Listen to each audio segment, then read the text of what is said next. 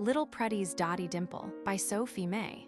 Read and published by Audiobook Library. If you enjoy audiobooks, don't forget to subscribe and turn on notifications so you never miss one.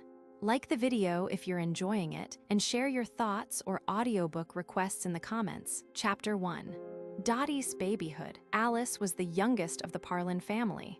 When Grandma Reed called the children into the kitchen and told them about their new little sister, Susie danced for joy, and Prudy, in her delight, opened the cellar door and fell down the whole length of the stairs. However, she rolled as softly as a pincushion and was not seriously hurt. "But you can't go into Mother's room," said Susie. "You're crying so hard." "Poh," replied 3-year-old Prudy, twinkling off the tears. "Yes, I can neither. I won't go crying in. I didn't hurt me velly bad. I'm weller now." So she had the first peep at the wee dot of a baby in the nurse's arms.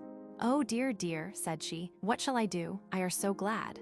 I wish I could jump clear up to the sky of this room. How do you do, little sister?" The baby made no reply. "What? Don't you love me? This is me. My name's Prudy. I've got a red pocket dress. Santa Claus bringed it."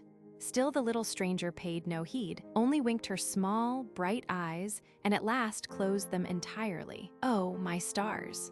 "She don't hear the leastest thing," sobbed Prudy, glad of an excuse to cry again. "She can't hear the leastest mite of a thing. Where's the holes in her ears gone to? Oh dear, dear." It seemed to Susie that this was the happiest day of her life. She stole up to her mother and kissed her. "Oh, Mama," said she, "wasn't God good to send this little sister?" "Why, I'm crying," added Susie, greatly surprised. "What do you suppose makes me cry when I'm happy all over, clear to the ends of my fingers?" "Yes, your eyes are sprinkling down tears, but you're laughing all over your face, and so am I," said little Prudy, delighted to see someone else as foolish as herself. "Susan, I hope thee'll receive this new sister as a gift from God," said Grandma Reed, wiping her spectacles. "It seems so funny," said Susie, gently stroking the baby's face. "So funny for me to have a new sister." "Now you've told a story, Susie Parlin. She was sended to me. Isn't I the littlest?" cried bruised and battered Prudy, shaking with another tempest of tears and kissing the baby violently. "Oh, Mama, oh, Grandma," said Susie, clasping her hands in alarm. "Don't let her kiss that soft baby so hard. She'll draw the blood right through her cheeks." The nurse, who was a smiling woman with a wart on her nose, began to frown a little, and Grandma Reed, patting Prudy's head, whispered to her that if she did not stop crying, she must leave the room, as the noise she made disturbed her mother. "Then I'll be just as good as a lady, and I won't kiss her no more," replied little Prudy between her sobs, at the same time prying open baby's mouth with her busy fingers. "Why, where's her teeth? When you goin' to put in her teeth?" "Oh," said Susie in an ecstasy, "isn't she such a velvet darling? What cunning little footsie tootsies, shaped just like a flat iron. But I haven't seen her eyes yet." "There, look now," said Prudy, puffing in the baby's face. "Her eyes has came. I've blowed 'em open." "Oh, fie, Miss Prudy," said the nurse, biting her lips. "Now you'll certainly have to leave the room. It's not safe for you to come near this tiny bit of a baby. Nobody ever knows what you are likely to do next." Little Prudy hung her head in great dismay. "Then, if she goes, I'll have to go too, or there'll be a fuss," sighed Susie, stroking the baby's hair, which was as soft as a mouse's fur.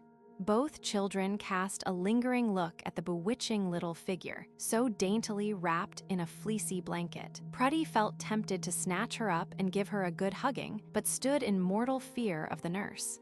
There was something awful about Mrs. Fling. Prudy presumed it was the wart on her nose. When the children were outside the door and Grandma had closed it gently, they seated themselves on the upper step of the staircase and began to talk over this strange affair. "Don't you know what made me cry in there?" said Prudy. "The baby isn't only a girl, and that's why I cried." For the moment Prudy fancied she was telling the truth. Susie laughed. "Just to think of our keeping a boy in this house, Prudy Parlin." "Oh, no, course not," returned her little sister quickly. "We wouldn't keep a boy." "You see," argued Susie, "it's boys that fires all the pop guns and whistle in your ears and frighten you. Why, if this was a brother, we couldn't but just live." "What made you cry for a brother, Prudy?" "Poh, I didn't. I wouldn't have him for nothing in my world. I'm glad God sended a girl, and that's what made me laugh. It seems so queer to think of it, Pruddy. I don't know what to do with myself, I declare. Well, I know what I'm going to do. I'll give her my red pocket dress. She's come clear down from God's house, and this is a dreadful cold world. Sussy knew that little Prudy's heart must be overflowing with sisterly love to the baby, or she would not be willing to give her the pocket dress. She can tuck her candy in it, pursued Pruddy. Tisn't a believe-make, you know, there's a hole clear through. She can tuck her candy in, and her prunes and figs and teenty apples. Oh ho! 'Twill be as mother says about giving her your dress, Pruddy, but we shall be glad to see you kind to the new sister, said Sussy, who was fond of giving small lectures to Pruddy. We ought to be kind to her, for God sent her down on purpose. Of course, it will be me that will take the most care of her, but maybe they'll let you watch her sometimes when she's asleep. Don't blow open her eyes any more, Pruddy, that's very naughty. If we do just as we ought to and are kind to her, she'll be a comfort and grow up a lady. Oh, will she? Asked Pruddy, a little sadly. I thought when she growed up she'd be a gemplum, like Papa. What an idea. But that's just as much sense as you little bits of children have. When you don't know about anything, Pruddy, you may come and ask me. I'm most 6. The new baby was very wonderful indeed. The first thing she did was to cry. The next was to sneeze. Pruddy wished all the people down street and all the ladies that lived in the whole o' the houses could see the new sister. Her heart swelled with pride when admiring ladies took the unconscious little creature in their arms, saying, "Really, it is a remarkably pretty child. What starry eyes, what graceful little fingers. Isn't her mouth shaped like Pruddy's?" Mrs. Parlin did not approve of cradles, and the nurse had a fashion of rolling the baby in a blanket and laying her down in all sorts of places. One day little Pruddy flung herself into the big rocking chair, not noticing the small bundle which lay there under a silk handkerchief. It was feared at first that the baby was crushed to death, but when she was heard to cry, Mrs. Parlin said, "We have great cause for thankfulness. So far as I can judge, it is only her nose that is broken, but the doctor pronounced the baby's bones as sound as ever. It is only little Miss Pruddy whose nose is out of joint," added he. Pruddy ran to look in the glass, but could not see anything the matter with her nose, or anything that looked like a joint. But after this, she was as careful as a child of her heedless age can be, not to injure her tender sister. She never again saw a silk handkerchief without shaking it to make sure there was not a baby under it. It was a long while before the friends could decide upon a name for this beautiful stranger. "For my part, I have no choice," said Mr. Parlin, "and only one remark to make. Call the child by her right name, whatever it may be, for I am very much opposed to pet names of all sorts." After everyone else had spoken, Mrs. Parlin suggested that she would like to call the baby Alice Barrow, in honor of a dear friend, now in heaven. She grew to be a fair, fat baby, and while her teeth were pricking through, like little pointed pearls, Sussy's front teeth were dropping out. Then she grew to be a toddling child, and while she was learning to walk, Pruddy was beginning to sew patchwork. For time does not stand still. It passed, minute by minute, over the heads of Sussy, Pruddy, and Alice, as well as all the rest of the world. And soon it brought an end to Alice's babyhood. Chapter 2: The Bone Man. In spite of all Mr. Parlin had said against it, his little daughter was called by various pet names, such as Midge and Ladybird and Forget-Me-Not. Very few were the people who seemed to remember that her name was Alice. She had a pair of busy dimples, which were a constant delight to her sisters. "They twinkle, twinkle like little stars, only they don't shine," cried Pruddy. "Why," said Sussy, "it's just as if her cheeks were made of water and we were skipping pebbles in 'em." And because of these tiny whirlpools, the child was usually called Dotty Dimple. From the time she could stand on her own little feet, she was a queen of a baby and carried her small head very high. If she chanced to fall over a chair, she seldom shed a tear, but thought the chair had treated her shamefully and ought to be shut up in the closet. She never liked to have anyone kiss her little bruises and pity her. It gave great offense if anyone said, "Poor Alice." She seemed to grow half a head taller in a minute and looked as if she would say, "Needn't make a baby o' me," not that she really said so. Talking was a thing she did not often attempt, though she sang a great deal, with a voice as clear as a flute. Prudy mourned because her tongue did not grow fast enough. But where was the need of speech? If she fancied she would like to be tossed to the sky of the room, she had only to pat her father's arm and point upward, and the next minute she was flying to the ceiling in high glee and catching her breath. If she wished to go walking, it was enough to point to the door and then to her hat. Her little forefinger was as good as most people's tongues and served as a tolerably good guidepost, for it pointed the way she meant to go herself and the way she wished others to go. One day, while Mrs. Parlin was making currant jelly, she allowed Prudy to stay in the kitchen and see her strain the beautiful crimson juice. But as for Alice, she had been found pounding eggs in a mortar and must be taken away. She was placed in care of Susie, who led her out upon the piazza, where she could watch the people passing by. "Pet eater," cried Alice, showing her dimples. "Yes, piazza, so it is," said careless Susie, beginning to read a fairy story and soon forgetting her quiet little charge. Looking up at last, there was nothing to be seen of Alice. She could not have entered the house, for the front door knob was above her reach. Susie ran out upon the pavement and looked up and down the street. Which way to go she could not tell, but started down street at full speed. "Oh, I'm sure I ought to be going up street," gasped she, "and if I was, I shouldn't think that was right either. Wish I knew which way I should expect Dotty to go, and then I'd know she'd gone just the other way." After flitting hither and thither for some time, Susie ran home to give the alarm. Without stopping to remove the jelly from the stove, Mrs. Parlin, Nora, and Prudy ran out of doors, and taking different directions, started in search of the missing child. On High Street, Prudy met a soap man, just re-entering his wagon at someone's door. "Oh, have you seen my little sister?" cried Prudy, pressing her hand against her heart. "Your little sister." "And who may that be?" said the soap man in a deep whisper, for he had such a severe cold on his lungs that for 6 months he had not spoken a loud word. "Oh, her name is Alice Wheelbarrow Parlin, sir," whispered Prudy in reply, "and she had on a pink dress, and her hair curls down her neck, and she has the brightest eyes, and 2 years and a half of age, sir." "Oh, where do you suppose she's gone to?" In her concern for Dotty, Prudy had forgotten her usual fear of strangers. "I'm sorry you've lost your sister," whispered the soap man, "but as you seem to be pretty well tired out, suppose you jump into my cart and ride with me." Prudy wondered why the man still kept whispering, but presumed there was some reason why the loss of Dotty ought to be kept secret. She looked at the long lumber wagon, partly filled with barrels, and was on the point of replying, "No, thank you, sir," when a bright idea occurred to her. "Do you suppose, sir, I can get to my sister any quicker if I ride?" "Well, can't say as to that, my dear," whispered the soap man, shoving a barrel to one side, "seeing as I don't know where your sister's to be found. But there's one thing certain, you'll get over the ground a good deal quicker riding than you would on your feet. I'm going to Pearl Street before I stop."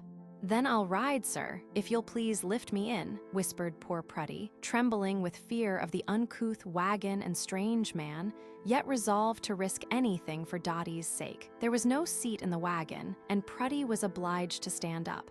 "Hold on to me, sissy," said the kind-hearted soap boiler. "I reckon you ain't used to riding in this kind of shape."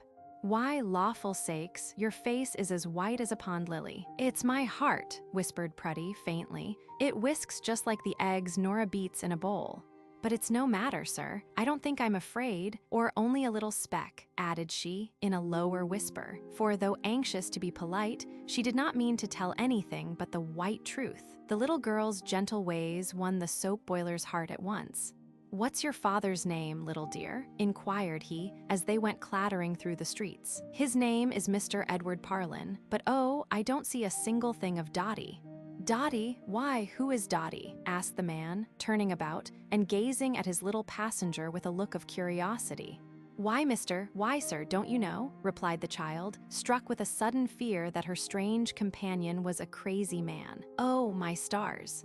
Don't you know what you took me up for? Didn't you hear? My little sister ran off the piazza." Then Prudy repeated the words aloud, slowly and on a high key, anxious this time to make her meaning very clear. She ran off the piazza with a pink dress on, sir, and not a speck of hat. And I was stirring jelly on the stove and never knew it till she was lost and gone. And we're all hunting, me and mother and all. I thought you knew, sir, but if you didn't, I guess I'd better get out." The good-natured soap man shook with laughter. "Excuse me, little miss," said he, "but the fact is, I understood you to say your sister's name was Alice Wheelbarrow Parlin, and that's why I was puzzled to know who you meant by Dotty. But here we are at Pearl Street. Here, in this house, lives one of my best customers. Now, if you like, I'll lift you out, and you can go with me and inquire for your little sister. Then you can ride again, for I'm going as far as Munge." So saying, the man took Prudy out in his arms.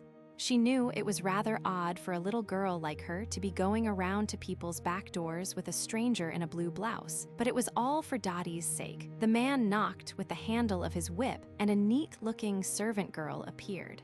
"Have you seen anything of a stray child?" was his first question. "My little sister," cried Prudy in breathless haste. "She had on a pink dress and curls bareheaded. We have seen no such child pass this way," replied the girl, civilly. Prudy's eager face fell. "I supposed likely as not you hadn't," said the soap man, "so now we'll proceed to business. You see I'm here with my wagon and barrels, and I suppose you perceive that I've come for your bones." These whispered words fell on Prudy's ears with terrible force. A vague terror seized her. "I've come for your bones." What could he mean? Was he an ogre, right out of a fairy book? What did he want of that poor woman's bones? Without stopping to think twice, Prudy ran off with trembling haste, and by the time the astonished soap boiler missed her, she had reached Congress Street and was still running. The first thing she saw, as she entered her own door, was the fluttering of Dotty's pink dress. The runaway was safe and sound.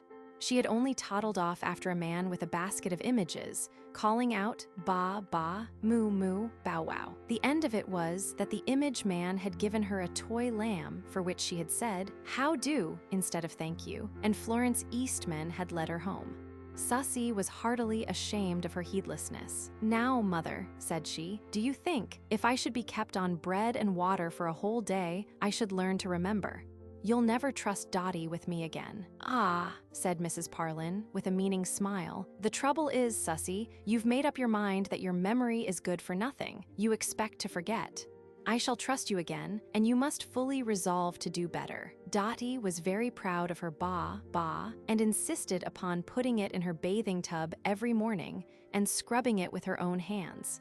Everybody laughed at Prudy's wild story of the soap boiler. "We were tired, my feet and I," said she, between laughing and crying, "but I never'd have rode with that whispering man if I'd known he was a bone man." Chapter 3, Dotty's Verses. By the time Alice Parlin was 3 years old, she could prattle like a bobolink, and thought herself quite as old and wise as either of her sisters. Every Sunday morning, it made her very wretched to see Susie and Prudy set out, with bright faces, for Sabbath school. "Mayn't me go too?" said she plaintively. "Me's got the coop, must go to Sabbath school." "Oh," replied Prudy, snatching a kiss from her pouting lips, "if you've got the croup, you certainly can't go." Dotty shook her curls. "Coops went off now. Dotty'll go, all o' you." "Oh no, little sister, you'll stay at home and look at your pictures. That's the way I did when I was little."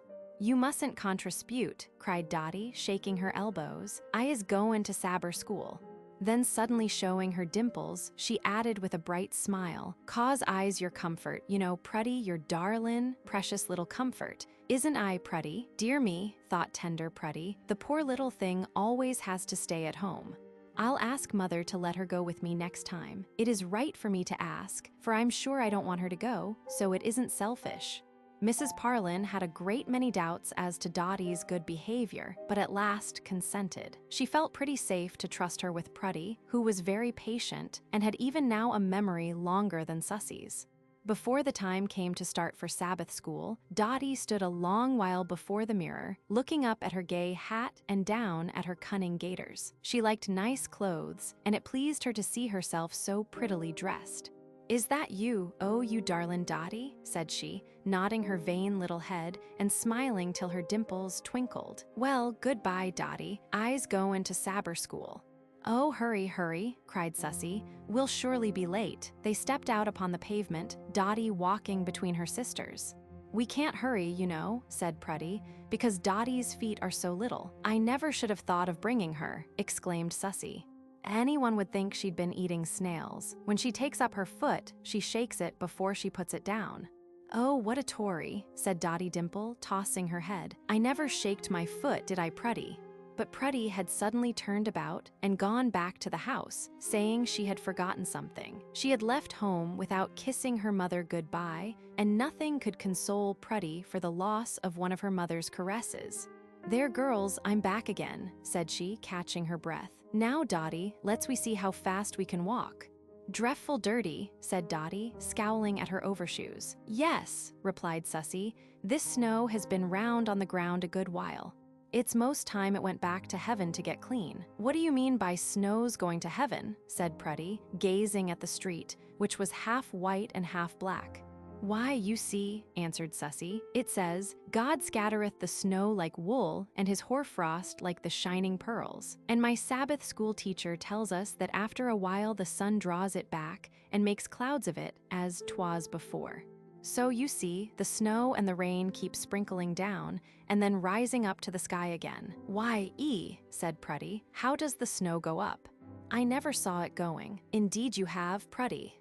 It goes puffing up in fog. Why, it's just as if the snow was a tea kettle, and it keeps steaming out clouds." "Oh, does it, Sussy? Now when it fogs, I shall know the snow's going up." "Please don't talk any more," returned Sussy, suddenly lowering her voice. "We must be very quiet on the street, for it's Sunday. You don't mean any harm, Prudy, but you say so much that I'm afraid I shall forget my lesson. I keep saying it over to myself, you know." Sussy and Prudy belonged in different classes. Sussy recited from a question book, and Prudy learned verses from the Bible. Dotty Dimple went with Prudy into Miss Carlyle's class, where 8 or 10 little girls were already seated. "It's my little sister, Miss Carlyle," whispered blushing Prudy. "Mother allowed her to come today because she isn't coming anymore. Will you please excuse her?" Smiling, Miss Carlyle was very willing to excuse Dotty for her sweet sister's sake. But Prudy felt rather nervous. She made a place beside herself for Dotty, who folded her small hands and sat as still as a marble cherub. But what odd thing she might take it into her busy brain to do, no one could tell. When Prudy's turn came, she repeated her verse. "Set a watch, O Lord, before my mouth, keep the door of my lips." "An excellent text," said Miss Carlyle. "It would make me very happy if I thought you would remember it all your life, darling. Do you think you understand it?" "Mother says it means, 'Be careful to say only what is true and good,'" replied Prudy in a low voice. "That is right," said Miss Carlyle, "but do you understand what is called the figure of speech in the verse? Do you know what a watch is? A little thing that ticks. There is another kind, my dear. We have in cities watchmen to guard us and see that all goes right while we sleep." "Oh, I know," replied Prudy, quickly. "The verse asks God to give us a conscience to walk back and forth before our lips while we talk." Miss Carlyle went on to say more about the watch, while Dotty fixed her bright eyes on her face, thinking, what booful flowers those is in her bonnet. Where did she pick 'em? The next verse was Sadie Bicknell's. "Thy word is a lamp unto my feet and a light unto my path." Dotty listened to this, and Miss Carlyle's remarks upon it, with the most solemn earnestness, hoping to learn why it was that people should sit with a lamp shining on their feet. She thought she could now see why Prudy loved to go to Sabbath school. It was because she heard so many funny things. Soon all the little girls had repeated their texts, but to her great surprise, Dotty had not been called upon to say or do a single thing. It was a marked slight. She hardly knew whether to be angry or not. "I guess the lady didn't see me," thought Dotty. So she cleared her throat with a loud noise, which echoed across the room. Then Miss Carlyle looked at her and smiled. She was off the seat, standing on her tiptoes. Prudy tried to draw her back, but so much the more Dotty persisted. She shook off her sister's hand.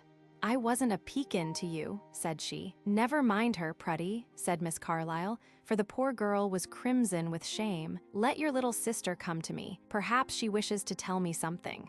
Miss Carlyle bent forward and let Dotty place her rosy lips close to her face. "Now, what do you wish, little one?" You didn't hear me say my verse, whispered Dotty in a tone of pique. Your verse. Did you learn one, child? Yes, I did. I learned it all day yesterday. Oh, very well. Then say it by all means, dear. Prudy's face expressed perfect despair. She tried to hush Dotty, but one might as well coax the wind to stop blowing. The child's thoughts had been like caged birds, and now out they must fly. Shall I whisper? Asked Dotty. No, say your verse aloud. The child planted herself in front of the class and recited in a high key and with the greatest delight what UTH pose had for supper. Beak-eyed beans, unbread unbutter. It was not possible to help smiling. Prudy, in spite of her shame and distress, shook with laughter, but it was a laughter just ready to tremble into tears. I'll never ask Mother to let her come again if I once do get her safe home, thought outraged Prudy. Dotty was not allowed to attend Sabbath school again that year, but it was a long time before she forgot some of the things she had heard Miss Carlyle say. Many of the strange words rang in her ears for weeks afterwards, though she said nothing about them. One day she rushed into the nursery out of breath. Prudy was kneeling before her little trunk, putting in order the paper dolls, which Dotty had scattered over the floor. They were a sad sight. Some of them had lost their heads, and some had lost their fine clothes, which are worth as much as heads any day to dolls. But Dotty did not stop to look at the mischief she had made. Her thoughts were of other matters. She had brought from the kitchen a Tom thumb lamp and a bunch of matches.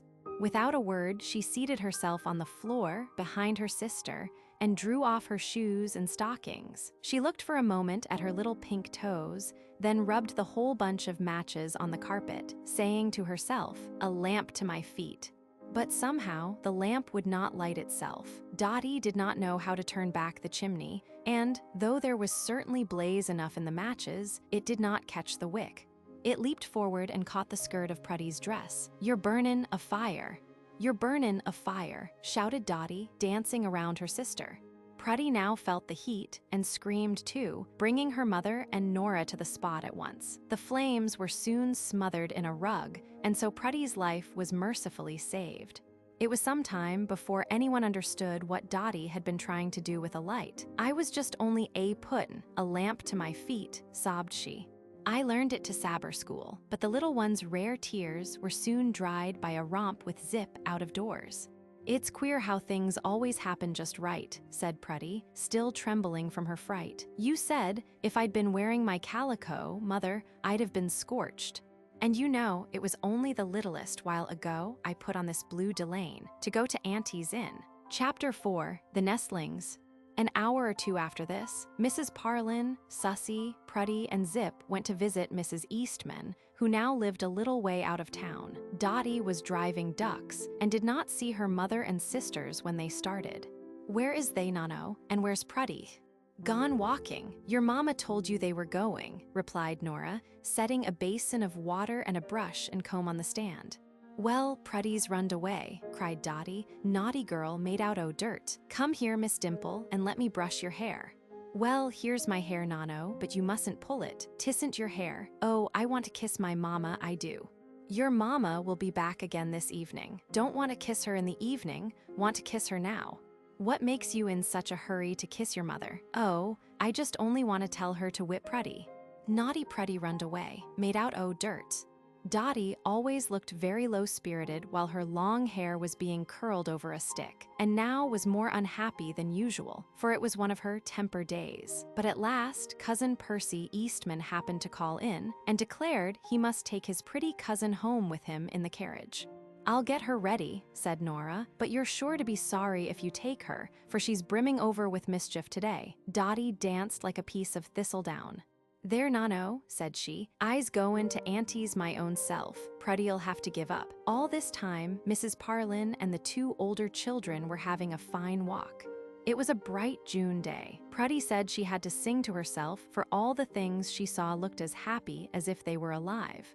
As Prudy talked, she flew from flower to flower like a honeybee. "I can't wait for Prudy to walk so zigzag," said Sussy.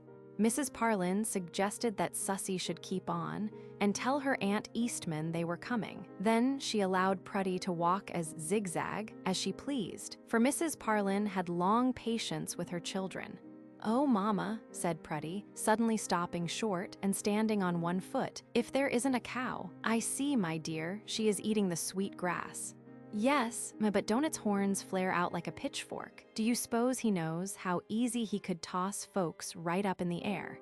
I hope my little daughter is not afraid of a gentle cow." "No, indeed," cried Prudy, clinging fast to her mother's hand. "Poh, if I was afraid of a cow, I'd be a cow, ard. I'd as lief he'd see me as not, if you'll shake your parasol at him, Mama." Prudy breathed more freely when the cow was out of sight. Soon she saw something which caused her to forget her terror. Peeping in among the branches of a small tree, she espied what she called a live bird's nest. Never having seen any young birds before, she wondered at first who had picked off their feathers. The wee things seemed to be left to themselves while their mother was away providing supper. "Haven't they very big stretchy mouths for such small birdies?" said Prudy. "Aren't you afraid they'll crack their mouths in two, gaping so, Mama?" "They are only hungry, child. Suppose you feed them with a bit of a berry." Prudy nipped a strawberry into 3 parts with her thumb and forefinger and dropped the pieces into their mouths. "Oh, Mama, they swallowed it whole." "They swallowed it whole. Their teeth haven't come." Prudy's fresh delight and surprise were so pleasant to witness that her mother allowed her to linger for a while, mincing berries for the nestlings' supper. When, at last, they reached Mrs. Eastman's, Prudy eagerly described the young wonders she had found. "It was like a story," said she, "of little widow children, how the mother was dead and the children had to stay alone." "Children are never widows," said Susie, laughing. "It isn't possible. But if their parents die, they are orphans sometimes." "That's just what I meant," exclaimed Prudy, looking crestfallen. "I should think you might know what I mean, 'thout laughing at me either." Before long, Dotty Dimple arrived, in great triumph. She threw her chubby arms about her mother's neck, saying, "Is I your little comfort, Mama? I camed in the hoss and carriage. S'ant give Prudy no supper, will you? Cause Prudy runned away." "I should not have allowed this child to come," said Mrs. Parlin at the tea table, "but Cousin Percy always picks up the stray babies and gives them a ride." Dotty looked as if she could easily forgive her Cousin Percy. But there was one thing that made her nice supper taste like spoiled nectar, and that was the sight of Prudy enjoying her strawberries and cream. If she had runned away, as Dotty insisted upon believing, why was she not shut up in the closet? Strange to say, dearly as Dotty loved this kind sister, she enjoyed seeing her punished. She was vexed because Prudy was allowed, after all, to sit at the table with the rest of the family. The little creature was very tired, for she had driven ducks all the long summer day. She was also a little sleepy, and, more than all, it was one of her temper days when everything went wrong. After tea, she had a serious quarrel with her little cousin Johnny over a dead squirrel, which they both tried to feed with sugared water from a teaspoon. "Johnny," cried she, "don't you touch his moof anymore. If you do, I s'ant whip you, Johnny, but I'll espinkle some ashes on your head." "Yes, I will." Johnny, heedless of the threat, tried again to force open Bunny's stiff mouth. Dotty's beautiful eyes blazed. Without a word, she walked off proudly to the kitchen and came back with a handful of cold ashes, which she freely sifted into Johnny's flaxen hair. Mrs. Parlin saw that it was high time to take her youngest daughter home. "Oh, Mother," said Prudy, who always felt herself disgraced by her little sister's bad conduct. "Sometimes Dotty pretty nearly makes you cry. Don't you almost wish you hadn't any such little girl? My dear child, I am her mother, and she could hardly do anything so naughty that I should cast her out of my heart. When she has these freaks of temper, I think, God bears with me, and I will try to bear with my little one. I will wait. One of these days, when her reason grows, she will be a real blessing to us all." Mrs. Parlin proceeded to put on Dotty's outer wrappings, saying she must be taken home. The child struggled and screamed and declared she would be good, she would be a comfort. But her mother was firm, though her sweet temper never for a moment forsook her. Susie and Prudy looked on and learned a lesson in patience which was worth 20 lectures.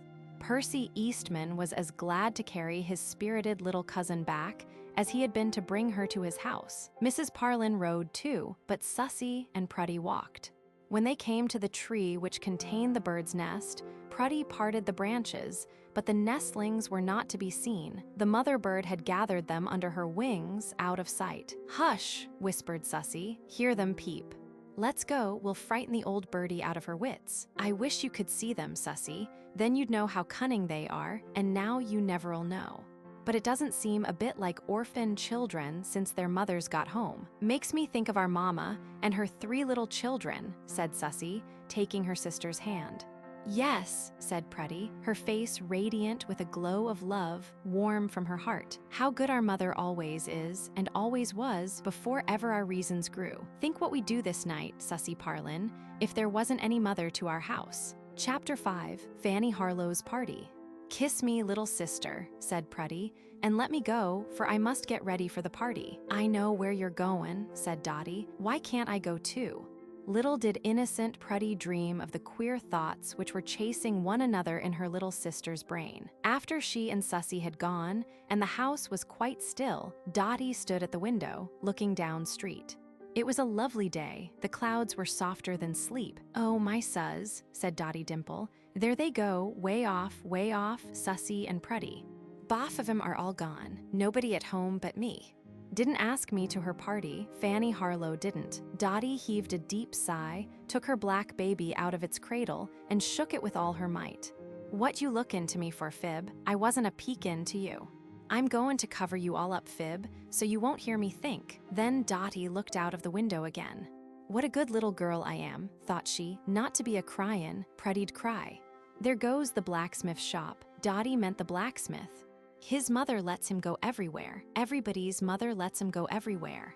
A prettily dressed little girl passed the window. "How do you do, little girl?" whispered Dotty, in a voice so low that even the cat did not hear. "Oh, what a booful hat you've got. Would your mama make you wear a rainy dress like mine?" "No, she wouldn't. Your mama lets you go to parties all the days, only Sundays. My mama has sticked me into the nursery, and nothin' but a darneedle to sew with. Oh, hum. And I haven't runned away since forever and ever. They don't 'low me to run away. Wish Fanny Harlow'd asked me to her party. I know why she never. 'Cause she forgot I was born." Presently, there was a sound of little feet. Dotty was pattering upstairs. "Didn't know I was sewing with a darneedle, did you, Mama? Mayn't I go to Fanny Harlow's party?" Mrs. Parlin was busy with visitors and did not pay much heed to her little daughter. So Dotty crept close to her mother's side and buried her roguish face behind her headdress. "Wish you'd please to punish me, Mama," said she. "Punish me now. I'm a-goin' to be naughty." Mrs. Parlin smiled and reminded Dotty that it was not polite to whisper in company. Then she went on talking with her friends, and Miss Dimple slipped quietly out of the room. "I know I don't ought to," mused the child. "I'm a-goin' to do wicked and get punished, but I want to do wicked and get punished. I've been goody till I'm all tired up." Having made this decision, she went to Prudy's closet and looked at the dresses hanging wrong side outward on the pegs. "This is a booful one," said she, pulling down a scarlet merino. She put on the dress, forgetting in her guilty haste to take off her own blue one. "Oh, my suz. I never did see," said Dotty, puffing and tugging in her efforts to fasten the frock. "My mother must make Prudy's claws bigger'n this. Yes, she must. It chokes." However, by dint of much hard work, she succeeded in squeezing her round little figure into the red merino and fastening 2 of the buttons. "Oh, hum," sighed she. "This dress is so tight I shan't grow today." Dotty had a great admiration for her mother's purple breakfast shawl, which she now threw over her little shoulders with tremulous delight. Nano's Sunday bonnet she next laid her naughty hands upon. Very charming was this bonnet in Dotty's eyes, as it was made of claret-colored silk, and was all on fire inside with scorching red and yellow flames.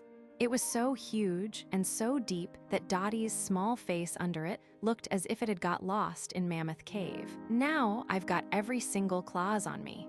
Guess there won't anybody think I'm a boy this time," mused she, giving a last glance at the mirror. "There won't anybody laugh and say, 'How do you do, my fine little fellow?'" Very well pleased with herself, Dotty dressed Brother Zip in Prudy's waterproof cloak, and they both stole out by the side door without being seen. But which way to go Dotty could not tell.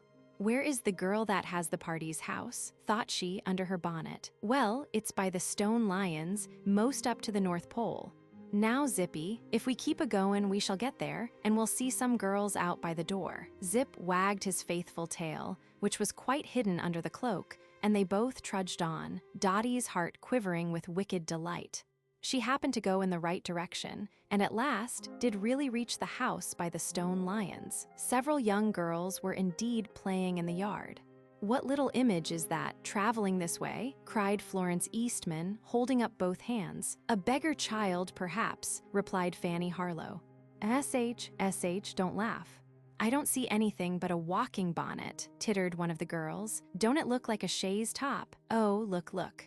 "As true as you live, that thing that's hopping along beside her is a dog." The little figure now approached very slowly, its head bent down, its fingers in its mouth, though the girls saw nothing but a big, drooping bonnet, a purple shawl, and a pair of tiny feet peeping out from a red dress.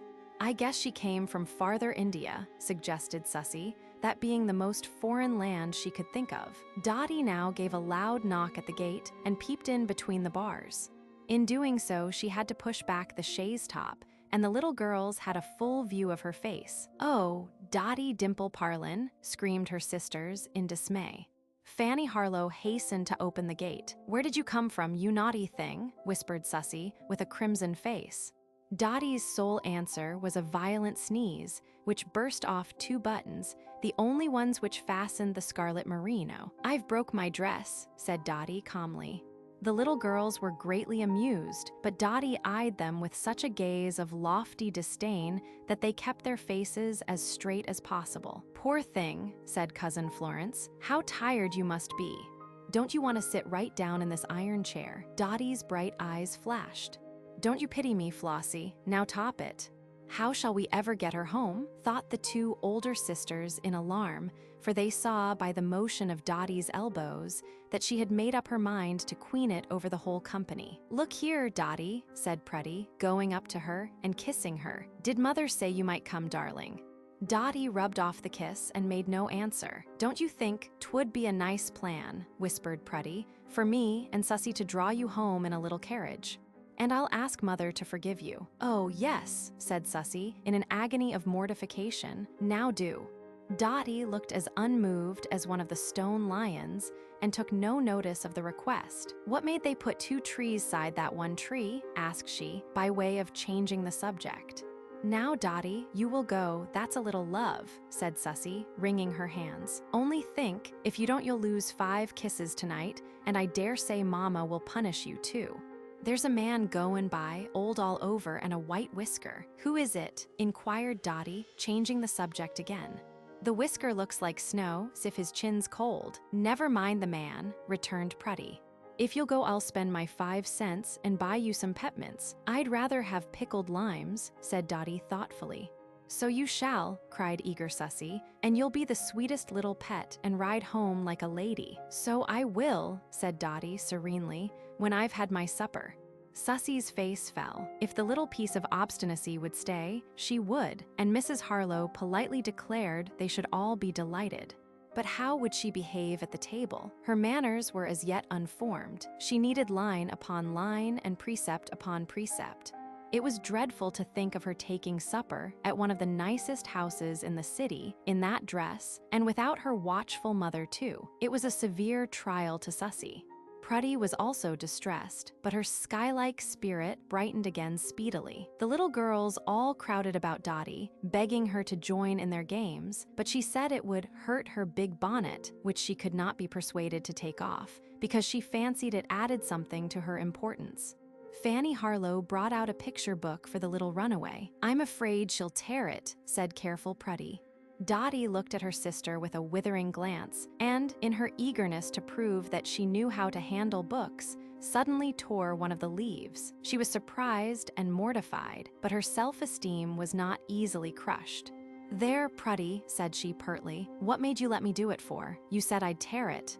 Mrs. Harlow hastened supper, fearing that Mrs. Parlin might be anxious about her little daughter. Dotty was placed between her 2 sisters. Susie pinned a napkin about the child's neck and in a whisper begged to be allowed to spread her bread and butter for her. Dotty had worn the air of a princess royal all the afternoon, but now, seated in a high chair and surrounded by a group of admiring little girls, she felt like a crowned queen. Taking her bread in both hands, she crumbed it into her goblet of milk and began to dip it out with the handle of her fork. The girls looked on and smiled, and Dotty gave a little purr of satisfaction. Everybody'll think Mother doesn't teach her good manners, thought poor Susie, hardly knowing whether she ate bread or ashes. Dear, dear, said Prudy to herself, Dotty may die sometime, and then I should be sorry and cry. I'll keep thinking of that so I can bear her awful actions better. The little princess, from her throne in the high chair, did very rude things, such as coughing and blowing crumbs into her plate, drumming with her feet, and beating time with her fork and spoon. When bread was offered, she said, I don't like baker's bread, I like daily bread. But this was all the remark she made during the whole meal. At last, she ceased eating, coughing, and drumming. There was a flash of silence. Everybody looked up. Dotty's eyes were closed, and her head was swaying from side to side. Like a heavy apple stuck on a knitting needle, she was fast asleep. She was wheeled home in a small carriage, followed by a guard of all the girls. Next day, she was duly punished by being tied to the bedpost with the clothesline. I wish her reasons would begin to grow, sighed Prudy. I never can feel happy when Dotty gets into a fuss. I've been thinking it all over, replied Susie, and I've made up my mind that God allows her to mortify you and me. You know we must have some kind of a trial, or we shouldn't grow gentle and sweet-tempered. As Mother is, added Prudy. Chapter 6, The Little Teacher. At last, Dotty's reasons did begin to grow. Her mother was too wise and kind to allow her to have her own naughty way, and by the time she was 4 years old, she had very few temper days and seemed to be growing quite lovely. But her sisters were troubled because she had not yet learned to read. Prudy remembered how ashamed she herself had felt when she first set out in earnest to go to school. For some time after her lameness, she was so delicate that no pains had been taken to teach her to read. My little sister must never be so stupid as I was, thought Prudy uneasily. Sometimes visitors inquired if Miss Dotty knew her letters, and poor Prudy blushed with shame when Mrs. Parlin calmly replied that she did not. I'm sure Mother feels mortified, thought Prudy, but she holds up her head and tries to make the best of it. I'll not say a word to anybody, but I mean to teach my little sister my own self. So one Wednesday afternoon, when Susie was away, Prudy called Dotty into the nursery and shut the door. What you want me of? Asked the child. I want to tell you something nice. Don't you wish you knew your A, B, C's, darling? There, that's what it is.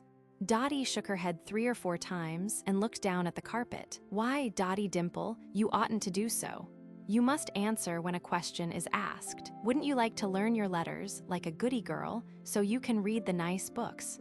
Now be polite and speak. I don't want to be polite and speak, nor I don't want to learn my letters like a goody gel. So there, replied Dotty, seizing the kitty and wrapping her in a shawl. Oh, Dotty Dimple, said Prudy in a tone of deep distress. How old you're getting to be, just think. I'm 4 years old, and I weigh 4 pounds, answered Dotty, drawing out her little cab and throwing the muffled kitty into it, as if she had been a roll of cloth. Oh, my stars, Dotty, I can't bear to have you talk so.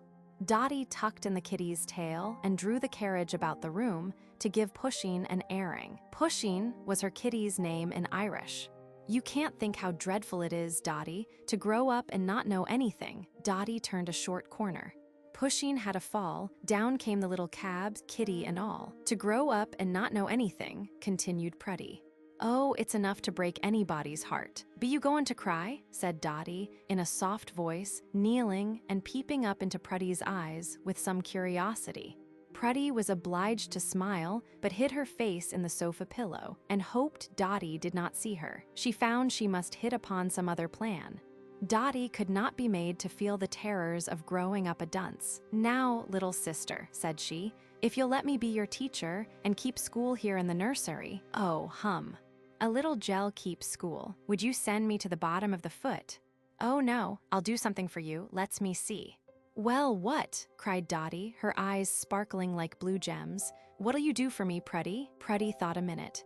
Meanwhile, the muffled kitty slowly freed herself from the shawl and slyly leaped to the top of the bureau, out of reach of her little mistress. "Oh, Pruddy," said Dotty, dancing about, "do something quick." "Listen, dear, will you promise to learn to read if I'll tell you a story about every single letter there is on your blocks?" "How long a story? As long as this room?" "Yes, I'll promige," cried Dotty with a gleeful laugh. "Go get the stories and tell 'em this minute." "Now we'll begin," said Pruddy, no less delighted, pouring the blocks out of the box upon the floor. "I'll ring the little tea bell and call the school to order. The school means you, and you must walk in and take your seat. Yes, if you'll let me sit in the rocking chair." "Oh, but that is mine, because I'm the teacher." "Then I'm goin' off into the kitchen," said Dotty loftily, "and I don't know as I'll come back." "I won't promige." "Oh, take the rocking chair," replied Pruddy quickly. "I'll sit on the ottoman, it's just as good." "Glad you spoke of it, Dotty. 'Twouldn't be proper for the teacher to rock." "Hark, now I tingle the bell." School's begun. Dotty walked along and very demurely seated herself in the big chair. "Here," said Pruddy, showing her a block, "is your first letter. Guess what the picture means, and I'll tell you the name of the letter." "That," said Dotty, glancing at it, "that's a monkey, what you s'pose?" "Oh no, it's pretty near a monkey, not quite. It's what we call an ape." "An ape," echoed Dotty, pointing at it and laughing. "Oh my. You don know nothin' at all, but just, do you, Pruddy Parlin? Funny gel to keep school. Didn't you never see a monkey? I've seen 'em dancing tummy-tum-tum, and a man making music with a little mite of a churn." "Well, perhaps this is a monkey, and ape is its baby name," said Pruddy doubtfully. "Got a face like a dried apple, hasn't he?" said the young pupil admiringly. "Rally round the flag, boys. Hush. You mustn't sing in school. The name of this letter is A. Look at it ever so long, and say it over." A, repeated Dotty to the tune of John Brown. Pruddy took courage. "All right, only you mustn't sing. I couldn't speak the letter better myself than you do, so soon." "A stands for ape, no for monkey." The little teacher yielded the point. She had begun her school with plenty of love and patience. "Now tell a story," said Dotty, settling herself in the chair. "Can't you say please?" suggested Pruddy mildly. "Please is but a little word, and thank you is not long." "Well, please and thank you, 'bout a ape." "I know a real nice one. Once there was a monkey." "No, a ape." "Well, a ape then, but I didn't start right. Once Mr. Gustus Allen sailed round the world." "Did? Who sailed him?" "Oh, he went in one of those ships that go puffing out of the bay. And he had a little ape named Jackie." "How did you know?" "You wasn't there." "Oh, he told me about it. He was the brightest little creature, Jackie was. When he was cold, Mr. Allen used to tuck him right in his bosom. Sometimes he got into mischief, he knew so much. Did he know as much as Zip? Did he ever talk in meetin'? No, he couldn't bark the way Zip did at the lecture, but he chattered, as we do when our teeth are cold. When he'd been doing mischief, he'd run round the floor of the ship, wagging his head the way I do now, as if he was as innocent as a whole lot of kittens. Why, he acted as you did, Dotty, when you was a little girl, and picked the inside out of that custard pie." "Ahem," said Dotty. "I guess you think you're talkin' to somebody else, Pruddy Parlin. I don't like your story, wish you'd stop. But I was going to tell you how Jackie got sick, and there were ever so many more monkeys on board." "On what board?" "On the ship, and they took care of Jackie and brought him his supper as if they were folks." "What did he have for supper?" "Oh, nuts and things on a wooden plate." "I wish I was a monkey." "Oh, Dotty Dimple, that's a horrid speech." "Then I don't want to be a monkey, I want to be a ape. I wish I could go puffing round the world in a ship." "Well, Dotty, this isn't keeping school. What letter have you learned?" "I didn't learn a letter, I learned a story. You're a funny gel to keep a story school." Pruddy held up the block. "Oh, that picked thing. You called it a ape. Why Dotty Parlin?" "That's a what?" "I said a," repeated Pruddy with emphasis. "Only just a, why, 'tisn't a nothing, is it?" "Dear me," thought Pruddy, "I don't see how folks do keep school. I'm getting just as hungry and cross." When Dotty had learned so well that she knew it at a glance, her teacher proceeded to the next letter, which stood on the block for a bat. Dotty said the picture looked like Zip with an umbrella over him. After the second story, she was tired of the business. Look out the window, Prudy. See that whale? Oh, you April fool. The young sister sighed over her sister's light-minded behavior. When they came to C, which stood for cat, Dotty seized her kitty and tried to feed her with lozenges. But Pusheen turned away her head with a gesture which signified, "Candy isn't fit to touch. I'd eat a mouse with you, with pleasure." "Talk," said Dotty. "Say thank you, Pusheen. No, indeed, you needn't do it. I's just in fun. God didn't give you any teeth to talk with, Pussy, so you can't talk. Now, Dotty, this next letter is D. Oh, Prudy, I wish you'd hush. I've got the earache." "Ah, well," thought the gentle teacher with a sigh, "I'll try again some other day. I'll not give it up. Grandma says, time and patience make the mulberry leaf into satin. I don't know what that means, only it's something about perseverance." Chapter 7, Both Sides of a Story. The little school was not resumed for some time. Not that Prudy had forgotten it by any means, but the next Saturday she had visitors, and the following Wednesday an exciting event occurred. It concerned Sussie's pony. Percy Eastman said he was called Wings because he hadn't any feet. Sussie was vexed at this remark, and Prudy, taking her part, said, "Percy is such a pert boy," adding next moment, "What is pert?" But Percy only meant that the pony sadly needed some new shoes, and this was very true. Now it happened that Mr. Parlin, being too busy to go himself, sent Eddie Johnson and Charlie Piper with Wings to the blacksmith's shop. It seemed to Sussie that the boys were gone a long while, for it was Wednesday afternoon, and she was impatient for a ride. She sat down to practice a little, but her mind was out of doors, and the unwilling piano seemed crying out to be let alone. "I can't play," said Sussie decidedly, "and that's the truth." At that moment, a sweet little voice was heard, singing John's Brown Buddy, and Dotty Dimple's head and shoulders were thrust into the room. "I've broked it," said she. "I've broked it all to smash." "Broke what, for pity's sakes?" "Your teapot," replied Dotty in a very cheerful voice. "Oh, I never did, in all my life, see such a child," wailed Sussie. "What made you go and meddle with my dear little gold-edged tea set?" Dotty looked like an injured lamb, brushed the wayward hair out of her eyes, and gazed wistfully into her sister's face. "Is I your little comfort, Sussie? Is I your little comfort?" "No," cried Sussie, wavering between a smile and a tear. "No, indeed. To think of your being a comfort, oh my stars!" "Well then," continued the little one in a soothing, cooing tone, "then I never broked it. It broked itself." So saying, she produced from the depths of her pocket the fragments of the gilt-edged toy. They were past the healing power even of Spalding's glue, that was certain. At the painful sight, poor Sussie's patience flew into as many pieces as the teapot. "Oh, you naughty, naughty thing, to say it broke itself." "Then it didn't," replied the little culprit, not a whit dismayed. "Then 'twas Prudy. We was playing thimble coop. She broked it all to smash." "Oh, mother," said Sussie, running out to the kitchen. "Dotty's making up fibs as fast as she can speak. You'll have to shut her up in the closet." "Not so fast, my dear. Let us wait till we hear both sides of the story." And, as it turned out, Dotty really did not deserve to be punished for wrong stories. She and Prudy had each assisted in breaking the teapot. One had knocked it off the bureau, and the other had stepped on it. But Dotty, who gloried in a fuss, had begged to be the one to tell Sussie the startling news. She wished to see her eyes flash and hear her expressions of surprise. She knew that, however angry Sussie might be, there was one magical sentence which would always her to terms. "Dotty'll go outdoors, out her hat, get cold, have the coop, and die." At the bare mention of such a fearful thing, Sussie's anger was sure to cool at once. This time, Dotty varied her method a little. "See," said she, looking out of the window, "the boys has came." Of course that was the last of Sussie's thoughts about the teapot. She rushed out of doors bareheaded, followed by Dotty. Eddie Johnson was just hitching Wings to a post near the gate. "Have they shoot him?" said Sussie. "Shoot him?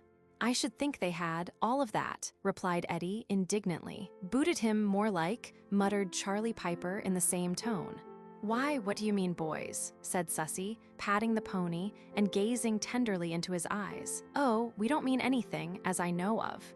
"You must run into the house and ask your mother to come out here," said Eddie, mysteriously. "Why, it's my own pony that my own father gave me, and if there's anything the matter with it, I should think you might tell," cried Susie, her voice shaking with a vague dread of some terrible mishap. "Well, maybe there isn't anything ails him," returned Eddie coolly. "I never said there was, but your mother'll know." "Oh, Dotty Dimple, run into the house this very minute, please, too," exclaimed Susie, "and ask Mother, if she's combing her hair or anything, to come right out here as quick as she can run and not wait. Oh dear, dear, dear." "Why, Dotty Dimple Parlin, you haven't started yet." "Oh, quick, quick." Quick, Dotty, who had only waited to be spoken to the second time, now ran in such haste that she stumbled on the piazza steps, but nothing daunted, jumped up and went on, delighted to know that this time something had probably happened.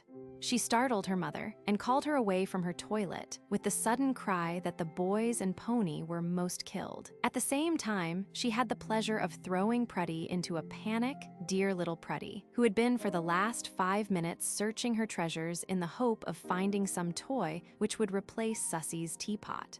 Prudy and Dotty appeared at the gate in a very brief space, Prudy with her mouth in the shape of the letter O, and Mrs. Parlin not far off, in the act of fastening her breastpin. "Well, boys, what is it?" said the good lady, smiling. "I hardly think anything very serious has happened, either to you or the pony." "You tell," said Eddie to Charlie. "I dasn't."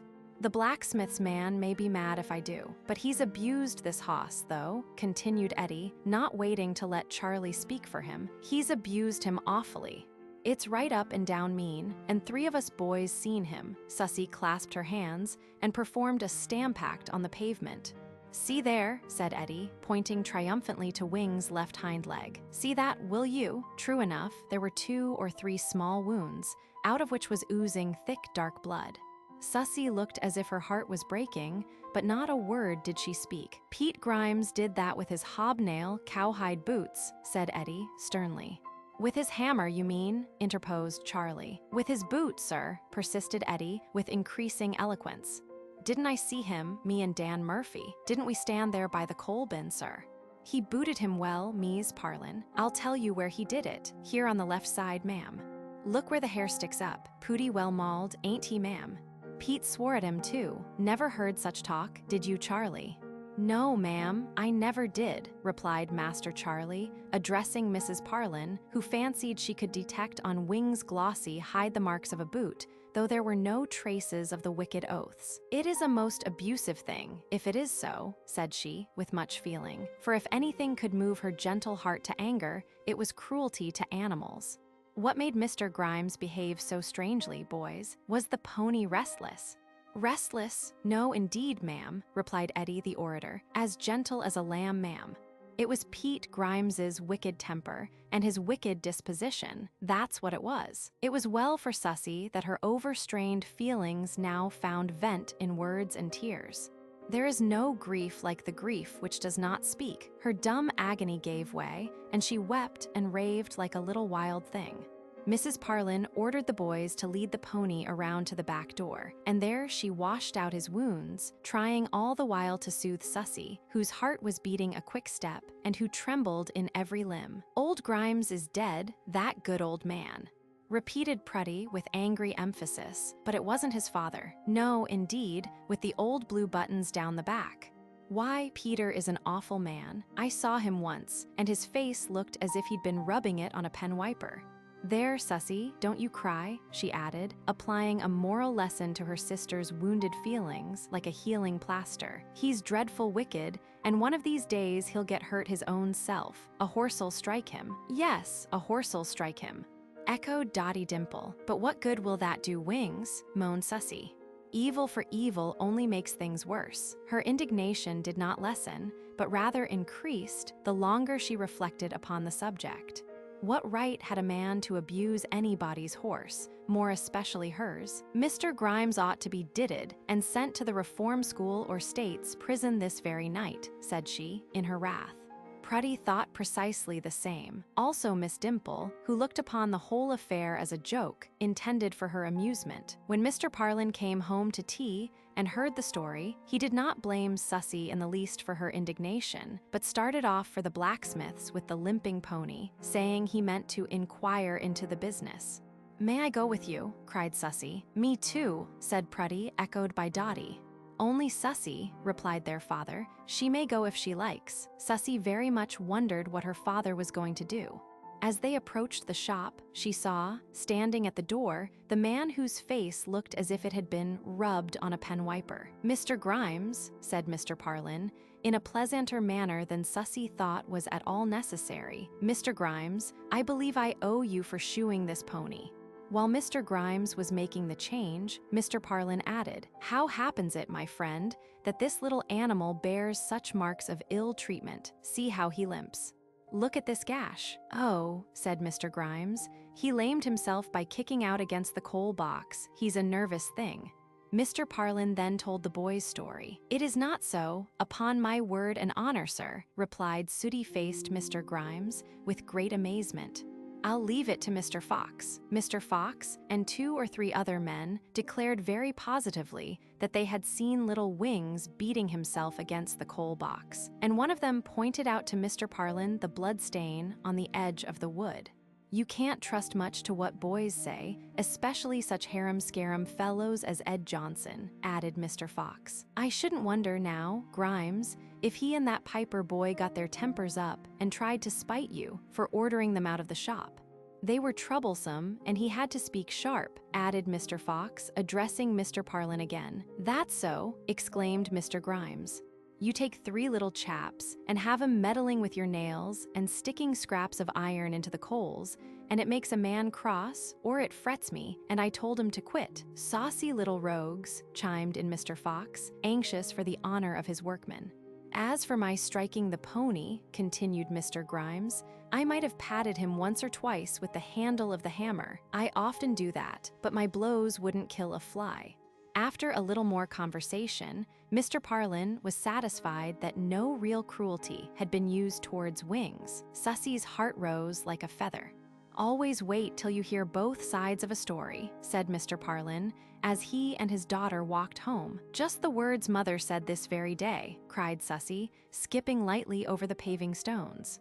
"It's so queer you and Mother should both talk so much alike." Chapter 8, The Water Kelpie. It was nearly time for vacation. As the children were to start on the next Monday for Willowbrook, their mother allowed them to spend their last Wednesday afternoon with their cousin Florence. It fell to Prudy's lot to dress her little sister. "I'm ever so glad," said Dotty, "that the barber snipped off my curls. Don't you think I do look like a boy now, Prudy? You may call me Tommy if you want to, I'm willin'." "There now," she exclaimed when her toilet was made, "say me my lesson, please, to Prudy." "Oh, I forgot all about that," replied the little teacher uneasily.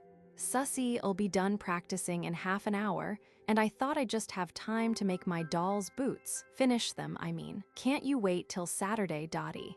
"Oh, my Suz, Prudy Parlin, when I get to be a great sister to you, I won't treat you so. I want to get my letters all smooth done today. Don't want to wait till Saturday." At any other time, Prudy would have been gratified to see Dotty show so much eagerness. "Be kind to thy sister," hummed the gentle little teacher. "Yes, I will. I'm always glad after I've been kind. Nothing makes me love Dotty so well as to try to please her. Now," said she, calling her school to order, "you've learned as far as S, which I think is doing finely, all alone with nobody to help us. This next letter stands, you see, for a top. What is it we drink out of cups? I don't get anything but milk, and that's in a mug," replied Dotty in an injured tone. "But what does Mother drink? Now think." Dotty eyed the letter sharply. "Why, Mama drinks coffee sometimes, and it has grounds, but they don't look like that thing, the grounds don't." "Why, that thing looks like a spade, with the teeth out, wrong side up." "You mean a rake?" laughed Prudy.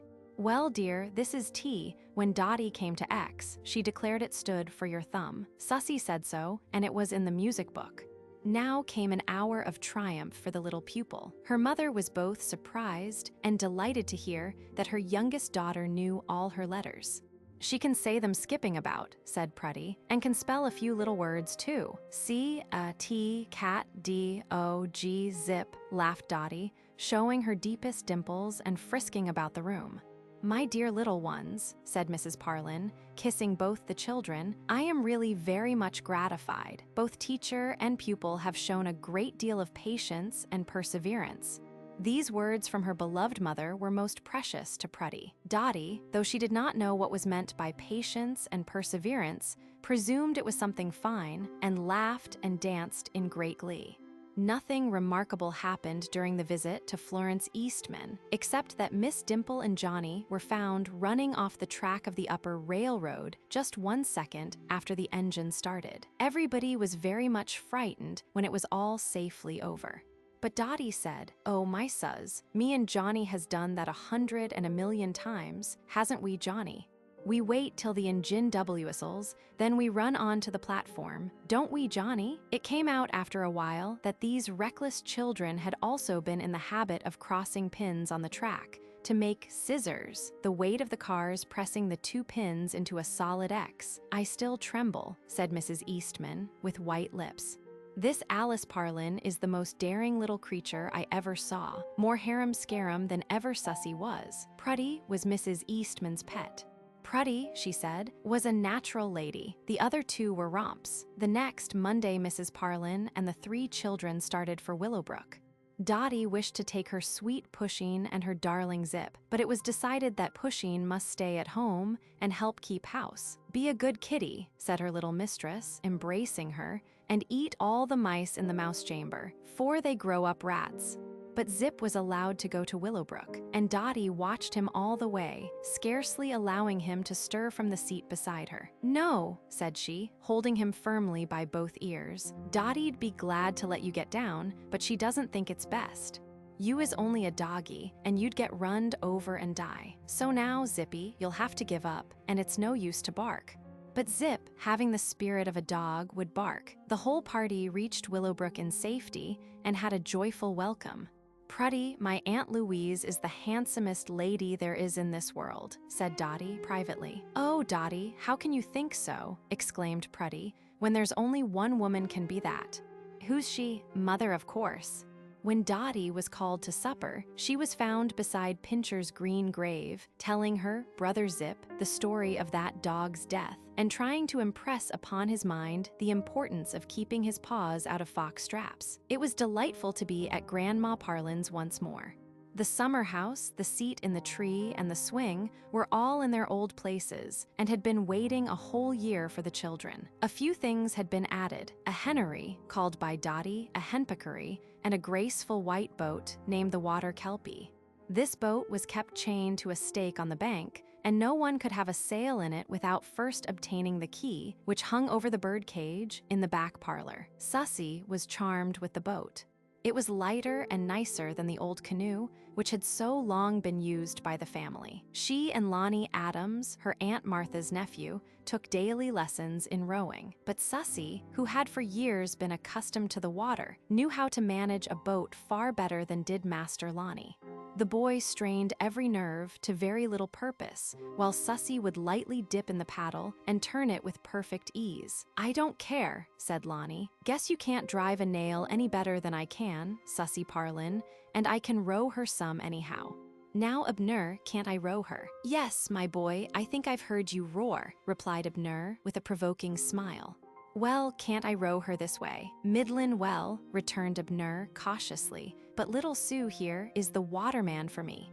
Sussy's cheeks glowed, and there was a proud flash in her eyes as they met Lonnie's. At that moment, she felt equal to the task of steering a ship across the Atlantic Ocean.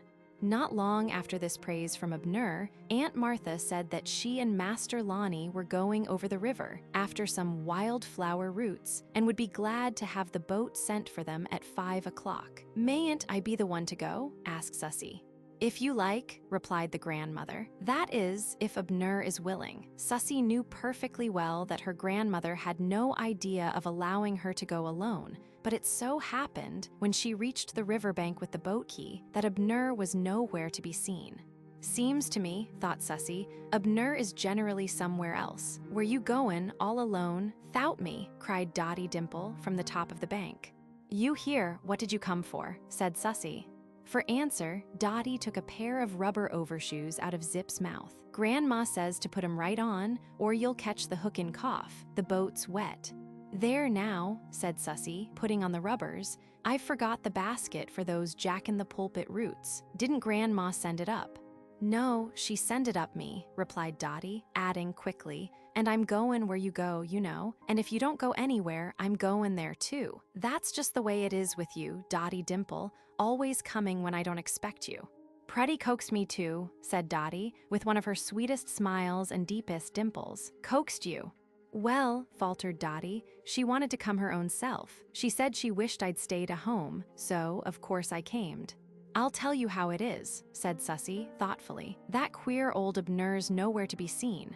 I suppose he's in the cornfield, or the meadow, or the barn. It's after 5, and what will Aunt Martha think? I could row across the river well enough by myself. If you'd only run home, you're such a bother. Oh, my darlin' sister Sussy. I won't do nothin' but just sit still. Who's your precious comfort? Well, I don't know, but I'll take you then. Come, little Miss Trouble, jump into the boat. So Dotty Dimple, being what Mr. Allen had called a child queen, had her own way as usual. Why, where's the paddles? Said Sussy. The men must have hid them. Dear me, I can't stop to hunt, and here it is 5 o'clock long ago. Oh, I'll take this good smooth shingle, I declare. I guess it washed ashore on purpose. It's almost equal to a paddle. Now we'll go, all so nice, continued Sussy, fearlessly dipping the chance-found shingle into the water. Oh, my suz, said Dotty, clapping her hands, which had any amount of dimples on the backs. We're goin'? Of course we're going, said Sussy proudly. What did you expect? I can do 5 times as well with a shingle as Lonnie can with a paddle. What do you suppose Aunt Martha'll say? Bravo! Those are smart children, to be rowing all alone by themselves. Oh, Sussy, what a hubble-bubble we make in the water. Look at the bubbles wink in their eyes. See those pretty wrinkles, all puckered up in the water. I see them, said Sussy, steadily plying her shingle. But why don't you sit still? You'll tip us both over, as sure as this world. And if we get drowned, I guess Grandma'll scold. I shall be the one to have all the blame. Oh, dear, said Dotty, reeling about from side to side. The boat's dizzy. My head's goin' to tip into the water. But don't you cry, Sussy. You catch hold of me, and I shan't go. Sussy was suddenly seized with mortal terror. Dotty Parlin, I'll never take you anywhere again, as long as I live. You sit as still as ever you can and fold your hands, fold them both. Dotty obeyed at once and sat up quite straight, looking very sweet, and at the same time slightly acid, like a stick of lemon candy. The water kelpie, now that Dotty was quiet, floated on, safely and surely, towards the opposite shore. It was a pretty picture, the white boat, the graceful children, and the still, blue water. Sussy's fair arms were bared to the elbows, and her face was deeply flushed. Dotty's beautiful eyes danced, but she herself was motionless and demure. When they landed, Sussy called aloud for her Aunt Martha to come and secure the boat. Her voice echoed from afar, waking the sleep of the hills, but no Aunt Martha appeared. The children clambered out at last, and Sussy chained the boat to a stick, which she drove into the sand. But the sand was light, and the boat was heavy, and the current strong. So before the children had walked a dozen rods, the water kelpie was floating downstream of its own free will. Thus it happened that although Aunt Martha was certainly surprised, she did not seem very much pleased. She did not say, "Bravo. My 2 nieces are smart children, to be rowing all alone by themselves." Nothing of the sort. She reproved Sussy for her rash conduct and sent her and Lonnie around 2 miles, by the bridge, to ask Abner to come for them with the canoe. Lonnie was very much comforted when he saw that Sussy received no praise. I can row her myself, said he, but I wouldn't put Dotty in and most drown her and dab along with that shingle. The runaway water kelpie was caught a little way below the bridge, and Abner slyly laid by the dripping shingle, and afterwards showed it to everybody as a proof that our Sue was an amazin' smart little water man. This famous boat ride only had the effect to make Dotty Dimple more fearless than ever, but her next adventure on the water proved somewhat serious. Chapter 9, Brother Zip. There was to be a remarkable supper at Grandma Parlin's in honor of Colonel Augustus Allen, who was expected in the cars. There had been a grand excursion to welcome the soldiers, and the stage would probably be very late. Sussy and Prudy had the promise of sitting up till it got in if Dotty Dimple was only willing, but Dotty said, "Oh, no, you better go to bed when I go, Prudy, or you'll hear somebody scream." "Let's see," said Prudy. "I've thought of something nice. Wouldn't you like to go to Aunt Martha's and stay all the afternoon and all night?" Dotty gave a little purr, like a happy kit. "Oh yes, if they'll let me drink chocolate out o' that silver mug. But who'll go with you?" said Prudy. "There, I know Abby Grant. I'll go ask Mother." Prudy thought that she herself could not possibly be spared just now to walk as far as Aunt Martha's. Abby Grant, who was supposed to be a good child, was very glad to take charge of Dotty and called for her at 2 o'clock. Aunt Louise was in the kitchen whipping cream. "Oh, my suz," said Dotty with shining eyes. "Mayn't I taste those bubbles 'fore I go?" Aunt Louise poured the foaming cream over some jellies, which stood in glasses. "You shall have some tomorrow," said she, pausing to kiss Dotty, her favorite niece. Then she led the two little girls into the dining room, where the long table was already spread for company. Dotty could hardly keep her hands off the nice things. "There," said Aunt Louise, giving each of the children an orange. "Now you may go. Abby, be sure to take good care of Dotty. Don't trust her out of your sight 1 minute. Hark, there's the doorbell. You may go out of the house by the back door." Then Miss Louise hastened from the dining room, without looking back to see whether the children obeyed her or not. Dotty was, in general, prompt to do as she was bidden by older people, but just now both the children found it hard to leave that tempting table. They dared not taste the dainties, but Abby thought it could surely do no harm just to touch them. But when they had gone as far as that, Abby, who was a sly, half-taught child, grew bolder, and a sudden impulse seized her to pocket a few sweetmeats, if she could only do so without being seen by Dotty's keen eyes. "Come, Dotty Parling," said she, "you just go ask somebody to brush your hair. It's all over your head." Dotty sighed as she cast a last glance at the table, and then, without a word, went upstairs, unwilling to be seen by Aunt Martha with her hair all over her head. Then Abby's heart beat fast. She heard voices in the parlor and knew that at any moment someone might enter the dining room and discover her. So making a hasty choice of 2 large pieces of jelly cake and half a dozen tarts, she swept out of the room just in time to escape meeting Grandma Parlin. Her pocket was stuffed quite full, and one end of a slice of cake peeped out, though she tried her best to press it down. But Abby had a hope that no one would notice it through her white apron. As Dotty's hair was now in fine order, the 2 children set out on their walk. They had gone but a few steps when Zip came trotting along, with all speed, looking up in their faces as if to say, "What have I done that I can't go too?" "Queer what made him want to come," said Abby tartly. "He loves his little sister," said Dotty, stroking his nose. "He shall go, he shall. He's a darling." The dog kept beside the children, and every now and then Abby secretly punched him with a stick while Dotty was patting his head and chatting with him. It was a long way to Aunt Martha's, and Abby, besides feeling guilty and ashamed of herself, was also very anxious to eat the goodies which made such a bunch in her pocket. Zip seemed to know there was cake somewhere, and sniffed about in a way which made her rather nervous. "Here, let's creep under this fence," said she. "What's the use to go round by the road? It's a great deal nearer to your aunt's house through the field." "There, child," cried she, when they were on the other side of the fence. "Now I want to go behind this clump of trees, to find a book I left here yesterday. But you mustn't come, Dotty. What for can't I?" "Yes, I shall, Abby Grant. You shame yourself. I'm goin' every single where you go, so now you'll have to give up." "Dot Parling, you go right along with your doggy. I'll come in a minute." Dotty thought a girl of Abby's age had no right to command her. She stamped her little foot, but it made no sound in the soft grass. "I isn't a-goin' to go 'long with my doggy, Abby Grant, 'cause so there, but you must."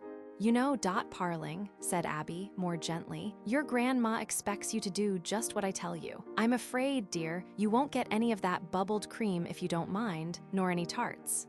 The child queen began to think it was wisest to obey, but she did so with a very ill grace. "Well, Abby Grant, I will go 'long with my doggy, but it's 'cause I'm tired and don't want to help you find your old book, so there."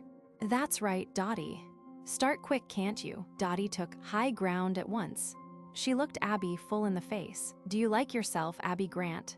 "I don't know. Yes, why?" "'Cause I shouldn't think you would. I spies you." Having freed her mind, Dotty walked on with Zip, only turning back once to exclaim, "There, Abby, now you'll have to give up." Abby, naughty girl, ate her cake in secret, staining her white apron with the jelly, while little Miss Dimple trudged on, thinking it very strange Abby should be so long finding that book. Perhaps for the reason that she was rather out of sorts, and thinking about Abby rather than about the road, she missed her way and soon found herself in a narrow lane she had never seen before. Zip looked rather uneasy, but followed close by her side. Dotty walked on till the track had faded quite away. This was not the road to Aunt Martha's. Why didn't Abby come? Dotty, too proud to cry, too angry to look back, wandered till she came to the edge of the Parlin Woods. Here was a little creek, tumbling over some small gray rocks, the same creek where Horace had sometimes gone fishing. "True as you live," said Dotty to herself, "here's a teensy-tawny river." There was no way of crossing the creek, and the child felt as if she had come to the very end of the world. Her courage began to fail.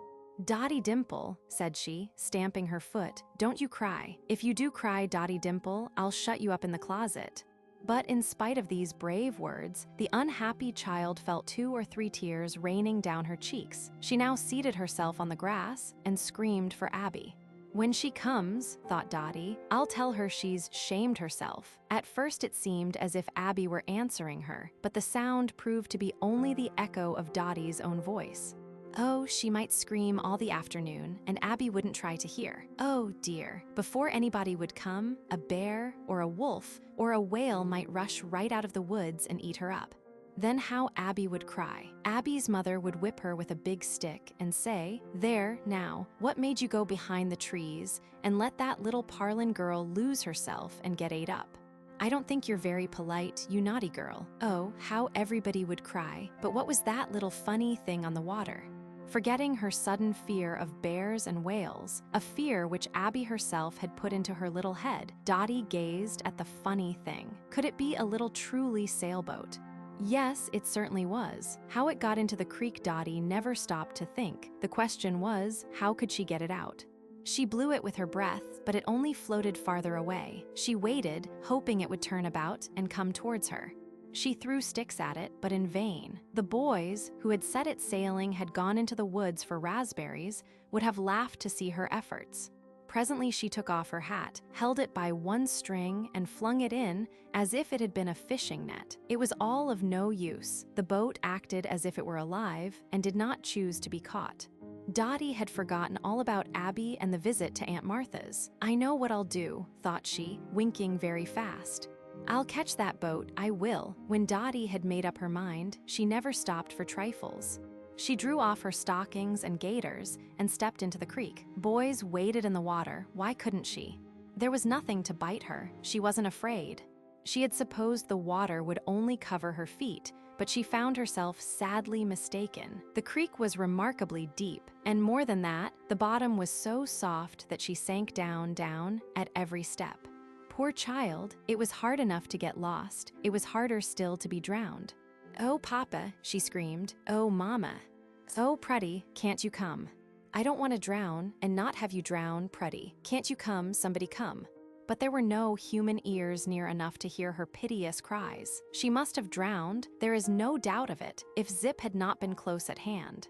The moment he saw her sinking, he gave a low bark and swam after her. Before he could reach the unfortunate child, the water was up to her waist, and she was wringing her little helpless hands and saying, "Now I lay me down to sleep."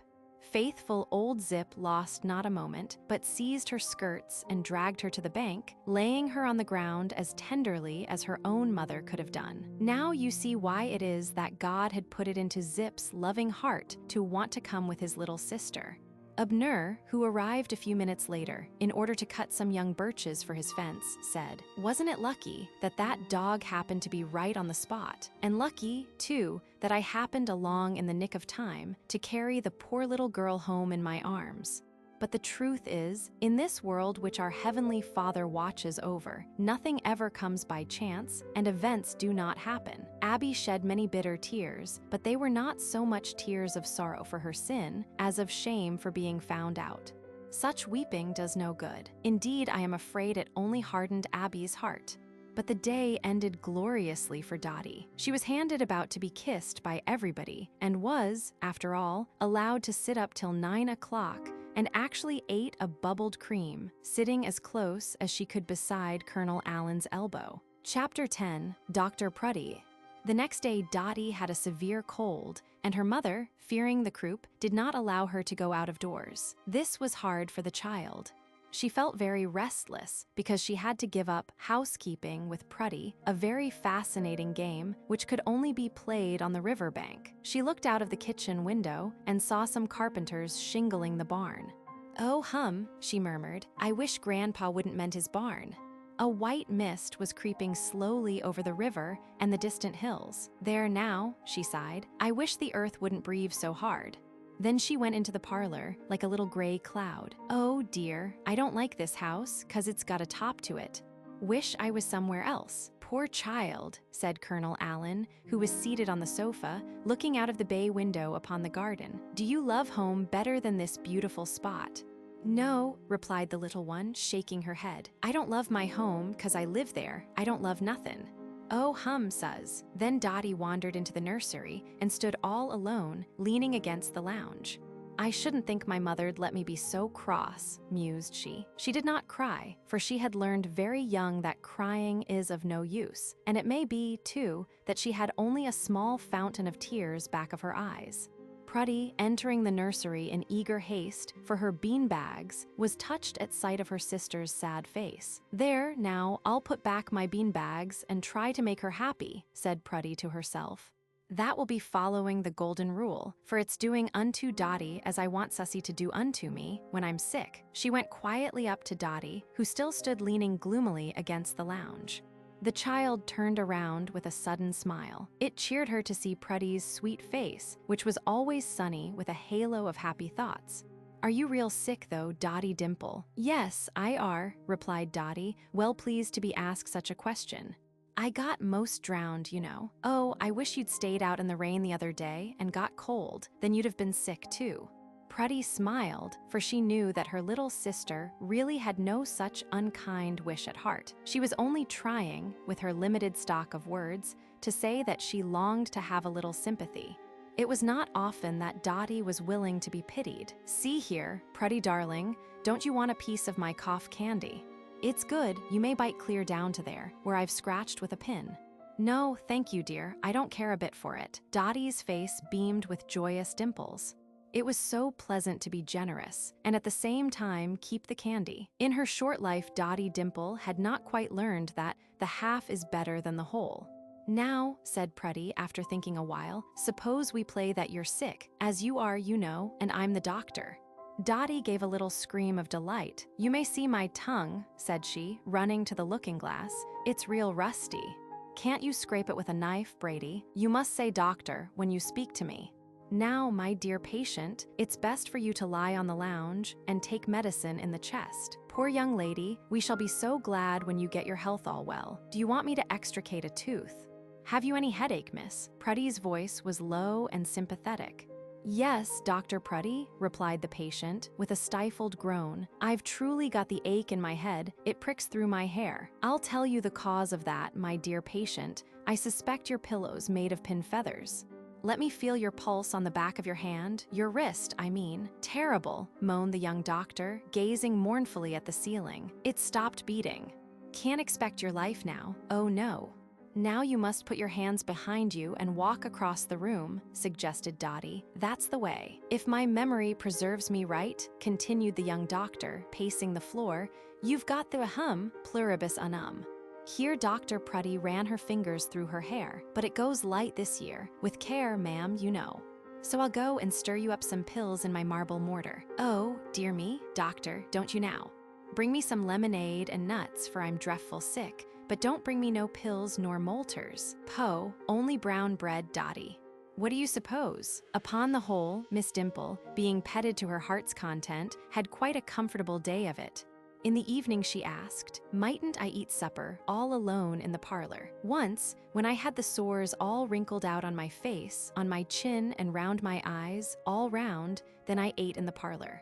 Prudy, with her grandmother's consent, carried in a pretty salver, on which were a little Wedgwood teapot with hot water, a tiny sugar bowl and creamer, a plate and cup and saucer, some slices of toast, and a glass of jelly. Thank you a whole heartful, said Dotty, springing off the sofa. That little waiter and so forth is real big enough for me. Dotty thought and so forth meant cups and saucers. She had heard Nora tell Prudy, when she wished to set the table, that she might put on the knives and forks and so forth, and Dotty had noticed that it was always cups and saucers after the knives and forks. But Dr. Prudy, there's one thing you forgot, said the young patient. A little tea bell, so I can tingle it and call you in. The bell was brought, and while the rest of the family ate in the dining room, Dotty took her white tea in the parlor, in queenly state. Prudy had eaten half a thin slice of toast, when the long and sharp ringing of the tea bell summoned her into the parlor. And what would you like, Miss Dimple? Said the remarkably obliging doctor, with a low bow. More jelly, replied the patient, holding up the empty glass, and some squints marmalade. After obeying this request, Prudy went back to her supper and had just finished her slice of bread when the bell struck again. This time there was that old spin wheel in the chimney again, so the patient said, and a book in the whatnot wrong side up, looking as if it would choke. The book was set right, but the noise in the chimney was too much for the doctor's skill, since neither she nor anyone else knew its cause. Next sounded a furious peal of the bell and a series of loud screams from the little sick girl. She had been dreadfully stung by a bee, which had buzzed its way out from the fireboard. Strange to tell, there was a swarm of bees in the chimney instead of a spin wheel. Abner at once mounted to the roof of the house and peeped into the chimney. A nice, cozy beehive it made, filled to the throat with waxen cells. Dotty bore her sufferings sweetly, being sustained by the promise of a large box of honey by and by. Bees have a sweet, sweet home, I think, said Sussy. So do ants when they get in the sugar box, rejoined Prudy. As night approached, Dotty showed symptoms of croup. I think, said her grandmother, it will be the safest way to give her some castor oil and molasses. That is what her father used to take when he was a little boy. Dotty pouted. Dirty, slippy castor oil, she cried, shaking her elbows, a thing she seldom did now. I shan't let it go in my throat. I'll bite my teeth toadger tight. Alice, said her grandmother, is that the proper way to speak to me? The child's face cleared in a moment.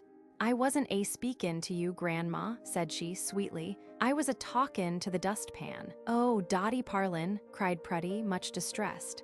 Nobody ever talked to the dustpan in all the days of their lives. I always thought you were a good girl, Dotty, but now I am afraid you tell false fibs. Dotty clung about Prudy like a sweet pea and peeped into her eyes with a pleading look. Say, do you love me, Prudy? For I'm goin' to let the oil slip right down my throat, just as my papa did when he was a little boy. After swallowing the oil and molasses, Dotty grew very affectionate and kissed everybody twice, all around. Then she said her prayers and went to bed. Mama, said she, now smooth me up under my chin, please. She loved to have the sheet laid straight. Do you s'pose God will take care o' me tonight, Mama? Certainly, my darling, you may be very sure he will. Your heavenly Father never sleeps. He watches over you always. Now truly does he, said the child, pressing her flushed cheek against the pillow. Does he see me in my chubby bed when the moon's all dark? Oh, my suz, cried she, suddenly raising her head. God can take care o' me most always, you know, but I'm dreadful afraid something will catch me while he's tending to another man. Mrs. Parlin explained to her little daughter, as well as she could, the omnipresence and infinite goodness of God. And while she was still talking, in low, soothing tones, the little one fell asleep. But about midnight, there was a sudden alarm. Lights glanced here and there over the house, and Susie and Prudy were wakened from a deep sleep by the sound of voices. Dotty had a violent attack of croup. "Put me outdoors," gasped the poor little sufferer when she could speak at all. "I can't breathe if the window's ever so up. Get me nearer to the moon, then I can breathe." "It's so dreadful," sobbed Susie. "I feel real sure she's going to die this time." "Oh no, I don't think she will," said Prudy, shaking the tears off her eyelashes. "God took care of me when I had the lameness, and He'll take care of her. He loves her as much as He loves me." "Now just listen to me," returned Susie, pacing the floor of the green chamber in her nightdress, while Prudy sat on the edge of the bed. "God loves us all, but that's no sign we can't die. Little children, no older than Dotty, have their breath snatched right away and are covered up in the ground, with gravestones at their heads and feet. Oh, you haven't the least idea, Prudy. You never think anything can happen. Well, things don't happen very often, you know, Susie." "There, Prudy Parlin, don't talk so. I feel just as if Dotty was going to die this very night." "Oh, I don't think she will, Susie, but she's God's little girl, and if He wants her up in heaven, He has a right to take her. He never'll take her, though, unless it's best now certainly. Sit still, Prudy, just as you are. The moon is shining into the window, on your tears, and it seems as if I could almost see a rainbow in your eyes. There, it's gone now. What makes you talk so queer about God, Prudy? As if you knew a great deal more than I do." "I don't know half as much as you do," replied Prudy, "but I used to lie and think about the Savior when I had the lameness. Hark, is that Dotty laughing? Let's go in and see if she isn't most well." The child was indeed better, but for the next 3 nights, she suffered from severe attacks of the croup. Her sisters had not known how they loved her till she showed her frail side, and they saw how slender was the thread which bound her to earth. When she was strong and roguish and willful, they forgot that she was only a tender flower after all, and might be nipped from the stem any time. When she was well again, Prudy said to her mother in confidence, "It didn't kill her, the croup didn't, but it might have killed her, and I'm going to love her all the time as if she was really dead and gone to heaven." Chapter 11, Buying a Brother. "1, 2, buckle my slipper. No, my gaiters," repeated Miss Dimple as Prudy laced her boots. "I wish I was a horse, then my shoes would be nailed on and be done with it." "I'm so glad," said Prudy, putting on her hat, "that we can go to housekeeping again." They had built a shingle palace on the bank of the river. It was as white as chalk could make it, and glared like a snowdrift out of a clump of evergreens, which were no taller than dandelions. "Our house is shaded so much," said Prudy, "that it makes me think of a lady with hair over her eyes." The entrance to the little palace was through a swinging door of white cloth, and from the roof fluttered a small flag. There were 4 rooms in the house, all of them on the ground floor. The parlor was elegantly furnished with a braided carpet of striped grass, a piano, whose black and white keys were put on with coal and chalk, not to mention other articles of luxury. The table was spread with acorn cups and poppy teapots, the little housekeepers being advised not to make use of their china dishes for this establishment. There was a very black stove in the kitchen, but the most of the cooking was done out of doors, farther down the bank, in ovens shaped like swallows' nests. Here were baked delicious mud cakes, tempting currant tarts, and dainty custards. Nothing pleased Miss Dimple so well as to govern a household. She ruled with a rod of iron, in the midst of a caution to her servant maid, Prudy, not to burn her biscuits as black as sole leather. She was surprised to see her twinkling off a tear. "Oh, Prudy, I didn't mean to scold," said she, in the tenderest tones. "Poh, as if I minded your make-believe Dotty. I was only thinking about Aunt Madge, that's all." "What has she done?" asked Dotty, as she went on stamping her mud cake with the head of a pin. "It isn't done yet, Dotty, but it will be. She's going to be married." Dotty dropped her mud cake. "Why, who to?" "Abner, oh dear no. To Colonel Augustus Allen. Didn't you ever hear of that?" "Was that why he sent his objections to Mama?" asked Dotty, in a low voice. "He sent his respects to Mother, if that's what you mean, and in the same letter he said, 'Give oceans of love to Prudy.'" As if it wasn't bad enough to break my heart, without trying to drown me, murmured Prudy with dripping eyes. I don't see what you're crying for, broke in her little sister. I shall marry my papa one of these days. I should think you'd feel badder about that. Who's you goin' to marry, Prudy? Nobody, Dotty, as long as I live.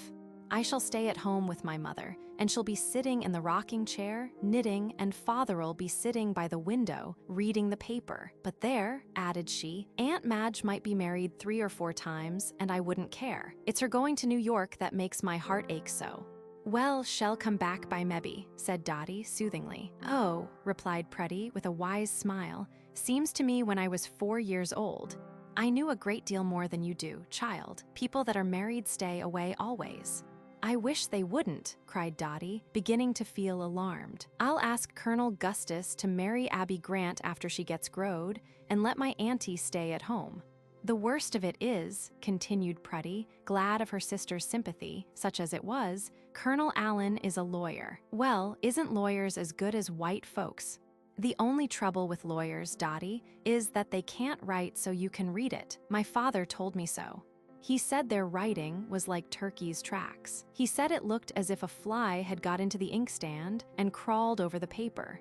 Dotty's face was the picture of distress. It's a dreadful thing to grow up an idiot, said she, drawing her mouth down as she had seen Prudy do when beseeching her to learn the alphabet. Don't he know all the letters skippin' about? Here Aunt Louise's voice was heard from the piazza. She asked if the children would like to go with her and see Mrs. Gray's baby. After a little washing and brushing, they were ready. Auntie, said Dotty as they walked along, you've got my porkmanea. Very true, so I have. How much money is in my porkmanea? $2.50. Why? 'Cause I want to give it to Mr. Colonel Allen to make him marry Abby Grant when she gets growed. I spies her, and I want her to go to New York. There's where the husbands and wives go. Miss Louise laughed. Very well, said she. You may give the money to Mr. Colonel, and I've no doubt you can persuade him to marry anyone you please. Dotty smiled with entire satisfaction, but Prudy looked inquiringly into her auntie's face, not believing it possible that Colonel Allen would really change his mind for $2.50. The children went wild over the sleeping baby, Philip Gray. He's a brother, isn't he? Said Dotty. I wish he was mine. I haven't any but Zip. I'd take my kitty out of the carriage and put in this brother and give him all my sugar things. Well, said Dr. Gray, with a flicker of fun in his eyes, the baby is not of the least use to me, and if you like him, my dear, Dotty danced about the cradle. He's nicer than a squirrel catched in a cage. Oh, he is. That's just as people may fancy, said Dr. Gray. Now I think, for my part, a squirrel would be less trouble, for he could get his own living. Dotty peeped into the doctor's face with her bright eyes to make sure he really liked squirrels better than babies. But, continued he, very gravely, it may be his mother might object to my giving him away. I don't know why it is, but she seems to value him very highly. She would expect some money for him, I think. How much are you willing to pay? Dotty reflected. She possessed several dollies, a new tea set, a box of picture books, and a red Morocco ball. But what would Dr. Gray care for these, or her various other toys? All her money was contained in her portemonnaie, the money which she had meant should put a stop to her Aunt Madge's dreadful marriage. Should she save her auntie and give up the baby, or should she buy the baby and leave her auntie to her fate? The struggle in her mind was a severe one, but it did not last long. Oh, thought she, looking at the little sleeper in the cradle, I'd rather have him than Aunt Madge, for he'll stay to our house and sleep in my crib. How now? Said Dr. Gray, pinching Dotty's cheek. Made up your mind? Yes, sir, replied the child with her finger in her mouth. I'm goin' to buy him. I'm goin' to if I can get him for $2.50. A generous sum, laughed the doctor. Well said. Now the next thing is to obtain his mother's consent. This was very easily done, for Mrs. Gray, who was not strong and had only a young girl in the kitchen, declared that, dearly as she loved the baby, she found him a deal of trouble. Dotty's face was radiant, but Prudy, who understood that the whole conversation was merely a playful one, looked down upon her younger sister with a sage smile. Don't you think, whispered Dotty, clutching her auntie by the dress, don't you think we'd better be going? Why, dear, are you tired of your brother so soon? "Oh, I want to get the carriage, and the money to pay him for." Miss Louise, who knew that her little niece was terribly in earnest, now tried to divert her with pictures, but Dotty was not to be wheedled by any such arts. "I'll tell you what we'll do," said Dr. Gray. "We'll keep little Phil for you till he's as tall as a pair of tongs." Unfortunately, there was a fireplace in the room, and Dotty's keen eyes at once espied the tongs leaning against a brass rester.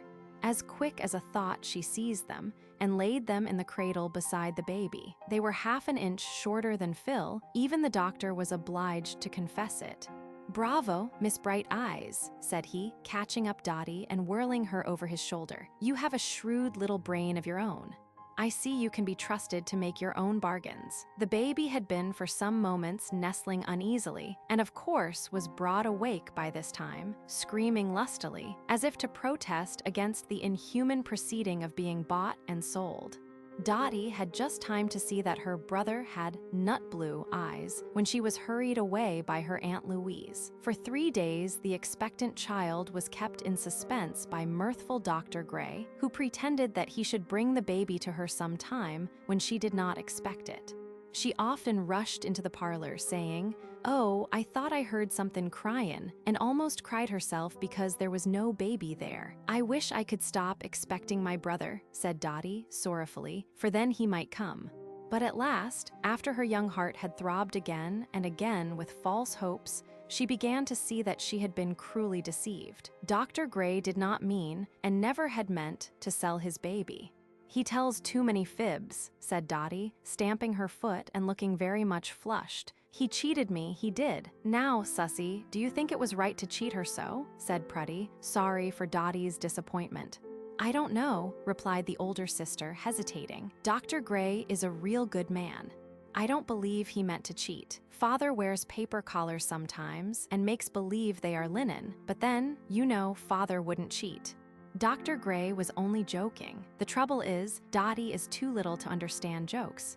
Dr. Gray didn't mean to break his word." "Well, if he didn't break it, he bent it," replied Prudy positively. Chapter 12, A Wedding.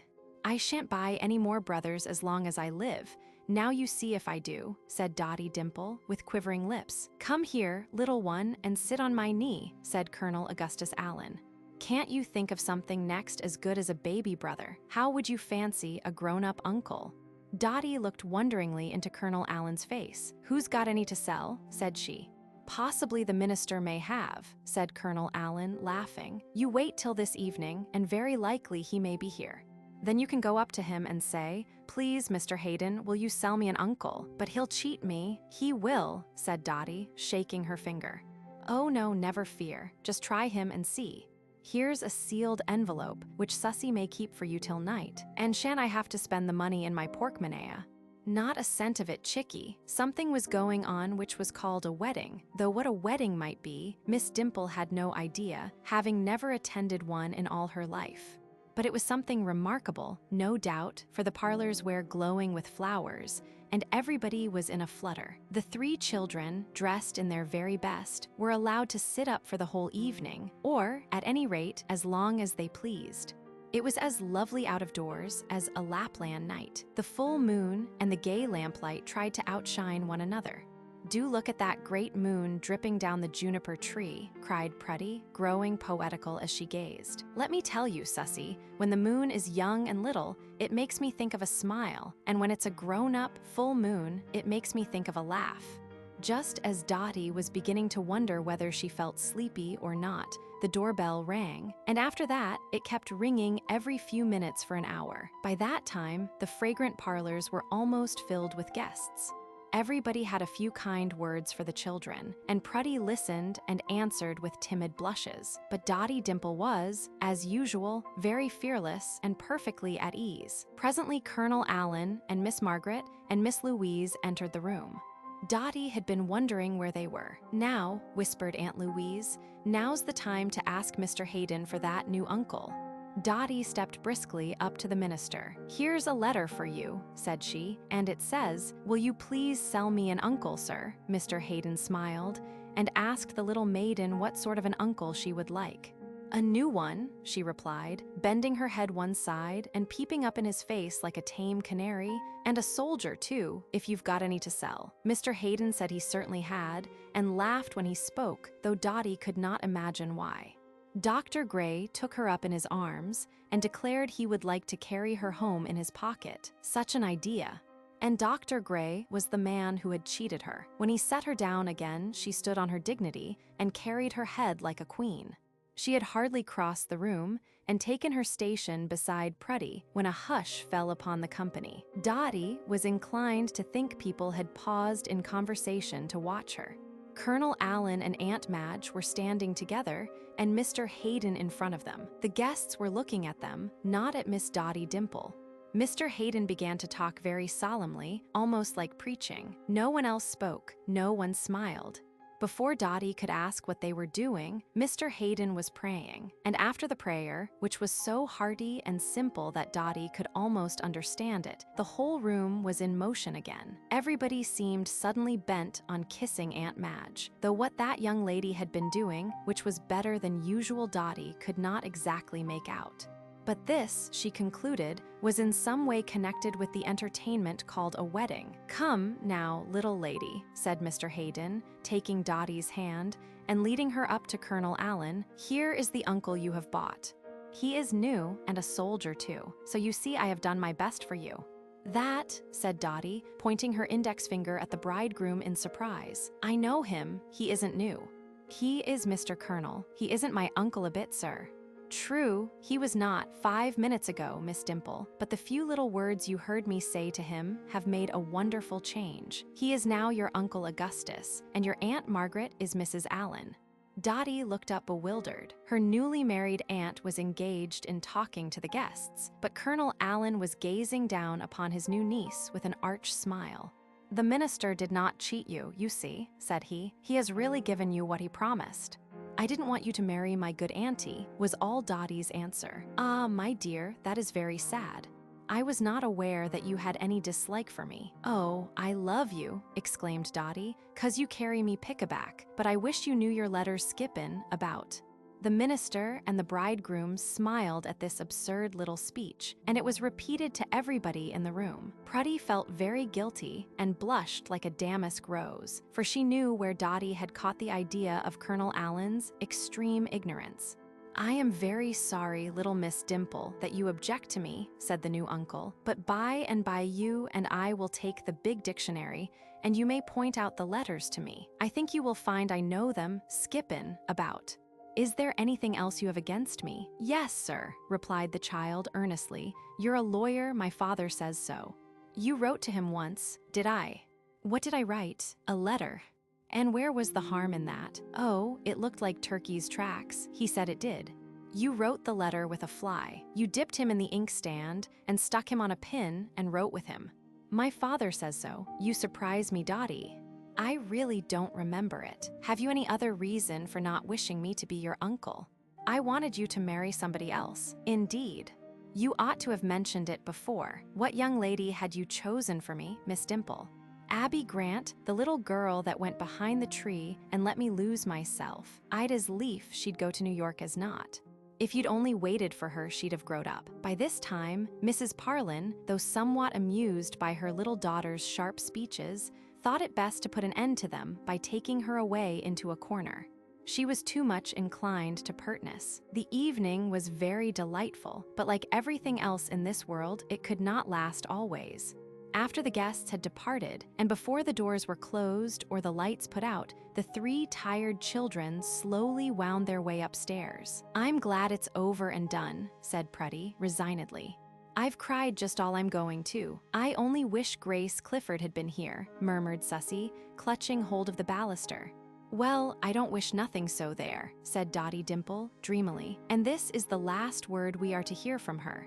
She is nearly asleep. Let us bid her and her 2 older sisters a good night and pleasant dreams."